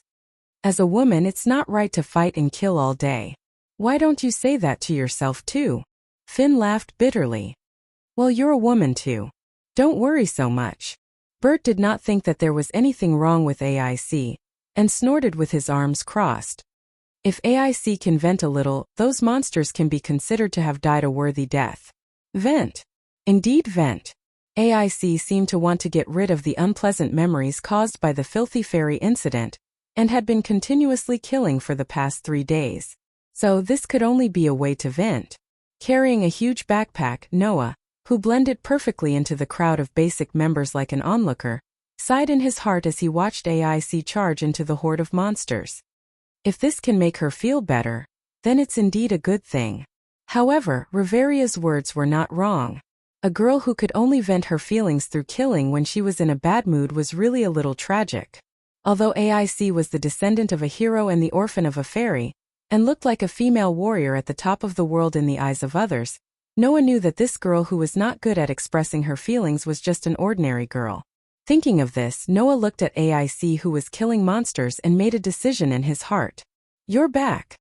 In the central square where adventurers came in an endless stream, in front of the Tower of Babel, Tiona raised her hands high and cheered at the blue sky with a happy smile on her face. Stop! Tiona couldn't bear to look directly at her and shouted. It's so embarrassing. Not only did Tiona feel embarrassed, but everyone in Loki's clan also had an awkward look on their faces. Thanks to Tiona, almost everyone in the central square where the adventurers were coming and going turned to look at them, and began discussing among themselves. The people of Loki's clan are back? Could it be that the expedition is over? Then did they refresh the floors and reach the unreached area? Who knows? Similar conversations were constantly heard, making the adventurers of Loki's clan, who were used to others' gazes, feel somewhat uncomfortable. Under such circumstances, Noah raised his head and looked at the Tower of Babel behind him. The white-walled tower towered into the clouds as usual. However, near the top of the tower, a scorching gaze was cast on Noah's back as usual. Chapter 2062. As long as he was in Eulalia, Noah could feel the burning gaze on him almost all the time. That feeling was most intense when he entered and exited the Tower of Babel. By now, it was impossible for Noah not to know who the gaze was coming from. The goddess who coveted Noah did not restrain her gaze at all. She had been secretly observing Noah with a burning and unrestrained gaze, which made Noah feel quite uncomfortable. No matter who it was, if they knew that someone had been secretly watching them, it would be very unpleasant, right? What's more, the goddess' gaze was so unscrupulous, as if she wanted to swallow Noah whole, full of possessiveness and greed. For Noah, who was already sensitive, such an explicit gaze was naturally as uncomfortable as being pricked by needles. For this reason, Noah even thought of really rushing into the Tower of Babel, pulling out the infatuated goddess and teaching her a lesson. However, Freya had not yet touched Noah's bottom line. Moreover, Noah could not possibly forbid others from looking at him, right? Due to various considerations, Noah had been letting Freya do as she pleased. But maybe it's time to talk to the goddess. With this idea in mind, Noah met the burning gaze that was cast on him, and his eyes gradually flickered. It was unknown if she had comprehended something from Noah's performance. The beauty's explicit gaze trembled slightly, and then she gradually began to retract it. At this time, Finn and the others also noticed Noah's actions. What's wrong? Finn asked on behalf of everyone. Is there something wrong? No. Noah withdrew his gaze and shrugged. It's just a bored goddess who has been infatuated with me. Finn and the others were stunned at first, and then they all remembered. I almost forgot, Gareth said as if he had suddenly realized something. There's another goddess who has always looked at you differently. Goddess Freya. Riveria looked up at the top of the Tower of Babel. According to Loki, that beautiful goddess is only interested in the men she likes. Furthermore, she has an unusual hobby of collecting. She has always liked to collect children with thorough souls. In other words, you've caught the eye of the goddess of beauty. Tiona tilted her head. I think he was courted by goddess Freya? You better keep your voice down. Don't let anyone hear you. Otherwise, you won't be able to hide your identity. Tioni shrugged. However, the goddess of beauty's love is indeed unrestrained. The Amazon women are already unrestrained enough, but goddess Freya is even more so. As far as I'm concerned, no matter if it's the goddess of beauty or the Amazon, the way they pursue love is too. Leafia groaned. Once the Amazons find a man they like, they will immediately capture him and bring him back. If it's a beauty, they won't even let go of his soul. It's really too scary. Isn't that a good thing? Bert held the back of his head and said sarcastically, It's quite an honor to catch the eye of a goddess. Furthermore, the way she pursues the male she likes suits my taste very well. Why don't I try to kneel down and lick her? That way, I can have a taste of the goddess. Bert's words made all the girls cast piercing glances at him. Noah, on the other hand, smiled indifferently and said this. I don't hate being chased, but there's no need to pester me. Furthermore, I don't like women who are overly possessive and overly domineering. If you really want to chase me, you might as well just cook me a meal instead of watching me from the top of the tower. Oh! Everyone suddenly exclaimed in amazement. I see. Tioni nodded with a serious expression. You're the kind of person who values this aspect, aren't you? Did you hear that? AIC? Tioni hugged AIC, who had been silent all this while, and said with a smile. Do you like women who can cook for you with their own hands? Don't you want to give it a try? AIC was stunned for a moment, and then her pretty face blushed slightly. Rafia and Bert, on the other hand, flipped out. Miss Tioni, please don't make fun of Miss AIC. Stupid Amazon. Don't talk nonsense over there. Under Rafia and Bert's furious glare, Tioni shouted, so scary, and then threw herself into her sister's arms. Noah could only smile bitterly at this. Goddess Freya is indeed an opponent that cannot be ignored. Finn licked his thumb and narrowed his eyes. Although Loki and Beauty were old acquaintances when they were in the heavenly realm, I really don't know if their relationship is good or bad. Moreover, our clan's relationship with Freya's clan isn't very good. We can even be considered enemies. After all, Loki's clan and Freya's clan are known as the two most powerful clans in Eulalia. Gareth grinned. But since ancient times, there has always been only one most powerful existence. Others are curious about who is stronger between Loki's clan and Freya's clan, but we have always been competing with each other. In the past, we have also had conflicts with Freya's clan more than once or twice. Riveria exhaled. This time, the person that the beauty goddess covets is in our clan. This will probably make the conflict even more intense, right? Everyone nodded in agreement. Alright, you don't have to worry, Noah said without much thought. I can handle the beauty goddess myself. I won't implicate the clan. However, Noah's words attracted everyone's reproachful gazes. What's wrong? Noah was stunned. Why are you looking at me like that? Hearing this, everyone looked at each other. I know that you are very capable. Even if you are alone, you can still fight against a god, a clan, and even the entire Eulalia. I wouldn't be surprised. Finn sighed and looked at Noah with a serious expression. However, I want to tell you that no matter how strong you are now a member of our clan. Your matter is our matter. Don't ever say that you won't implicate our clan if you want to solve it by yourself. As Finn's words fell, everyone else's expression became extremely serious. There was not a hint of pretense. Even Bert, although he snorted coldly, did not refute Finn's words. Although the surrounding grassroots members did not eavesdrop on the conversation between the higher-ups, they understood the atmosphere and turned to look at them, showing that they were of one mind. As for AIC, her eyes were fixed on Noah. I've said it before. AIC said firmly. You are also a very important companion.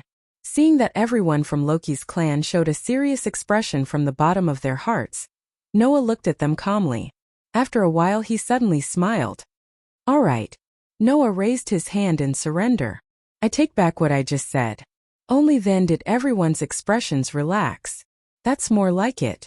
Tiona giggled and hugged one of Noah's arms. Since little brother is being pestered by a strange goddess, we can't just sit back and do nothing. That's right. Tiona hugged Noah's other arm with a smile on his face. This is also for AIC. For AIC. Noah blinked, not understanding what was going on. Why is it for AIC again? Tiona. AIC's eyes were full of protest. Don't say weird things anymore. That's right. Rifaya also protested loudly. This has nothing to do with Miss AIC, right? Only this time I have to agree with this little brat's point of view. Bert's pair of tails stood up as if he was enraged. Stupid Amazons. If you say anything strange again, I'll kick you. It was a pity that Tiona didn't fall for it at all. They continued to smile, which made Leafia and Bert reveal resentful expressions. Finn, Riveria, and Gareth watched this scene as if they were watching from the sidelines. They all felt helpless. All right, stop fooling around. Finn ordered. It's about time to go back. Yes. Tiona finally let go of Noah's arm. And so the group left the central plaza in a grandiose manner. Chapter 2063. Eulalie, the base camp of Loki's clan. As always, a messy and strange mansion was located there. Outside the gate, 2 armed guards stood upright like statues, guarding there loyally. They perfectly displayed the facade of one of the 2 most powerful clans in the Maze City. The mansion was quiet. Since the main members were on an expedition to the dungeon, the base camp was naturally less lively than usual. However, it didn't take long for the vitality to return. Because on the street ahead, a team was walking in a mighty manner, which immediately attracted the attention of the 2 guards. Seeing Finn and a group of level 1 adventurers leading the way in front of the team of dozens of people, the 2 guards were pleasantly surprised. Leader is back. Everyone is back. The guard's loud report immediately caused the originally quiet base camp of the Rockies to burst into an uproar and clamor. The members in charge of guarding the base camp began to come out of the mansion one by one, gathered in the courtyard, and opened the gate.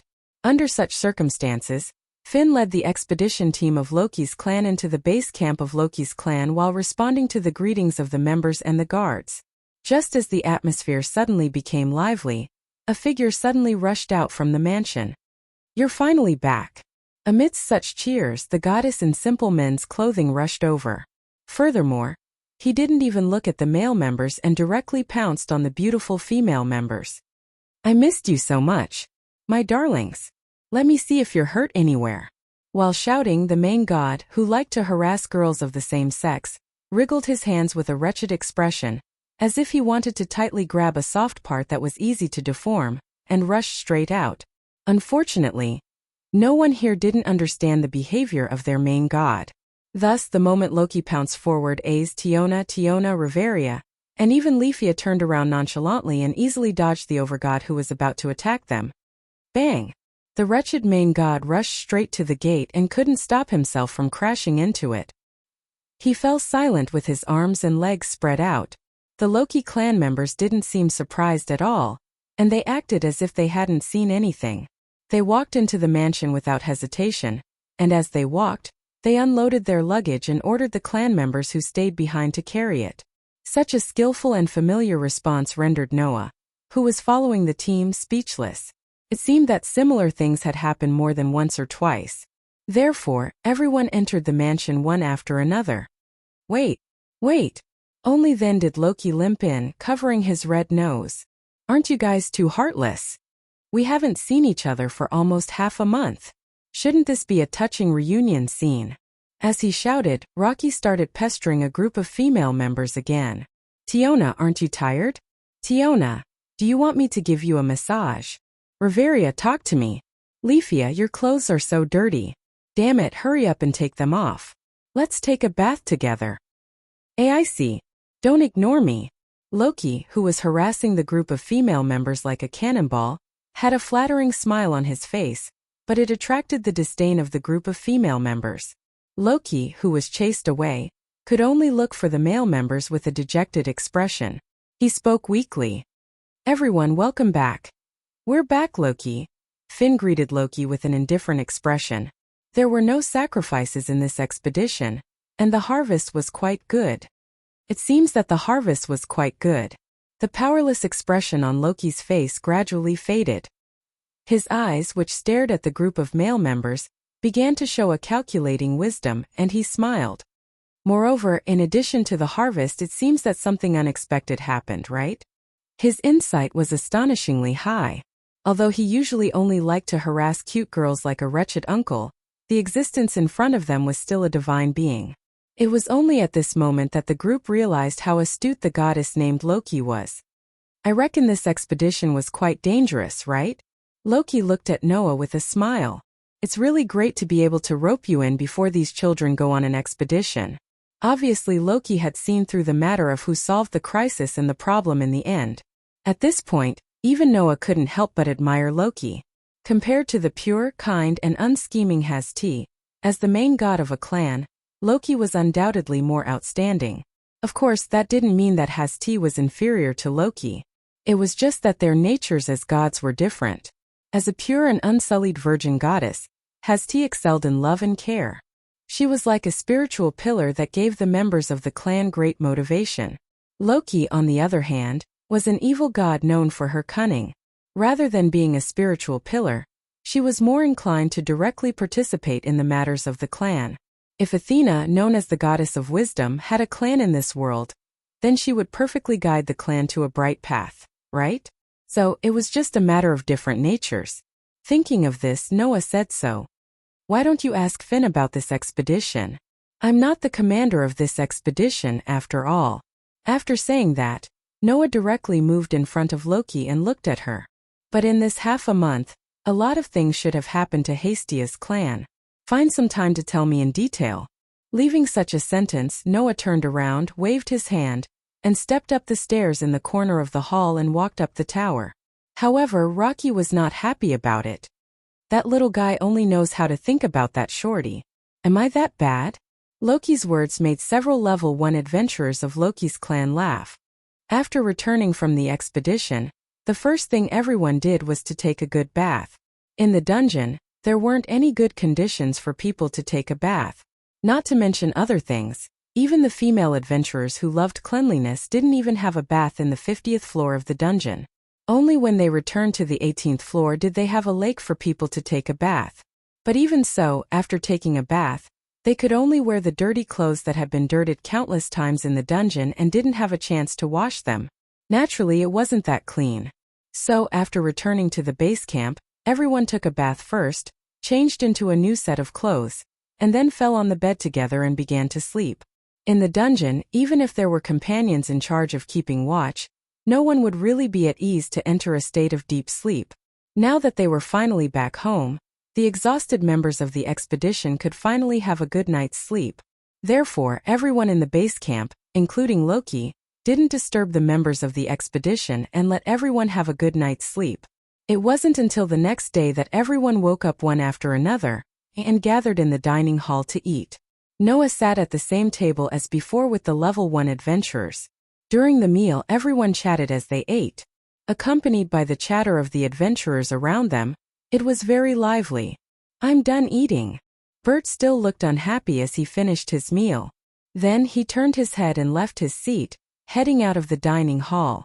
Seeing Bert like this, the level 1 adventurers of Loki's clan looked at each other and smiled helplessly. That werewolf seems to have a worse temper after knowing little brother's true identity.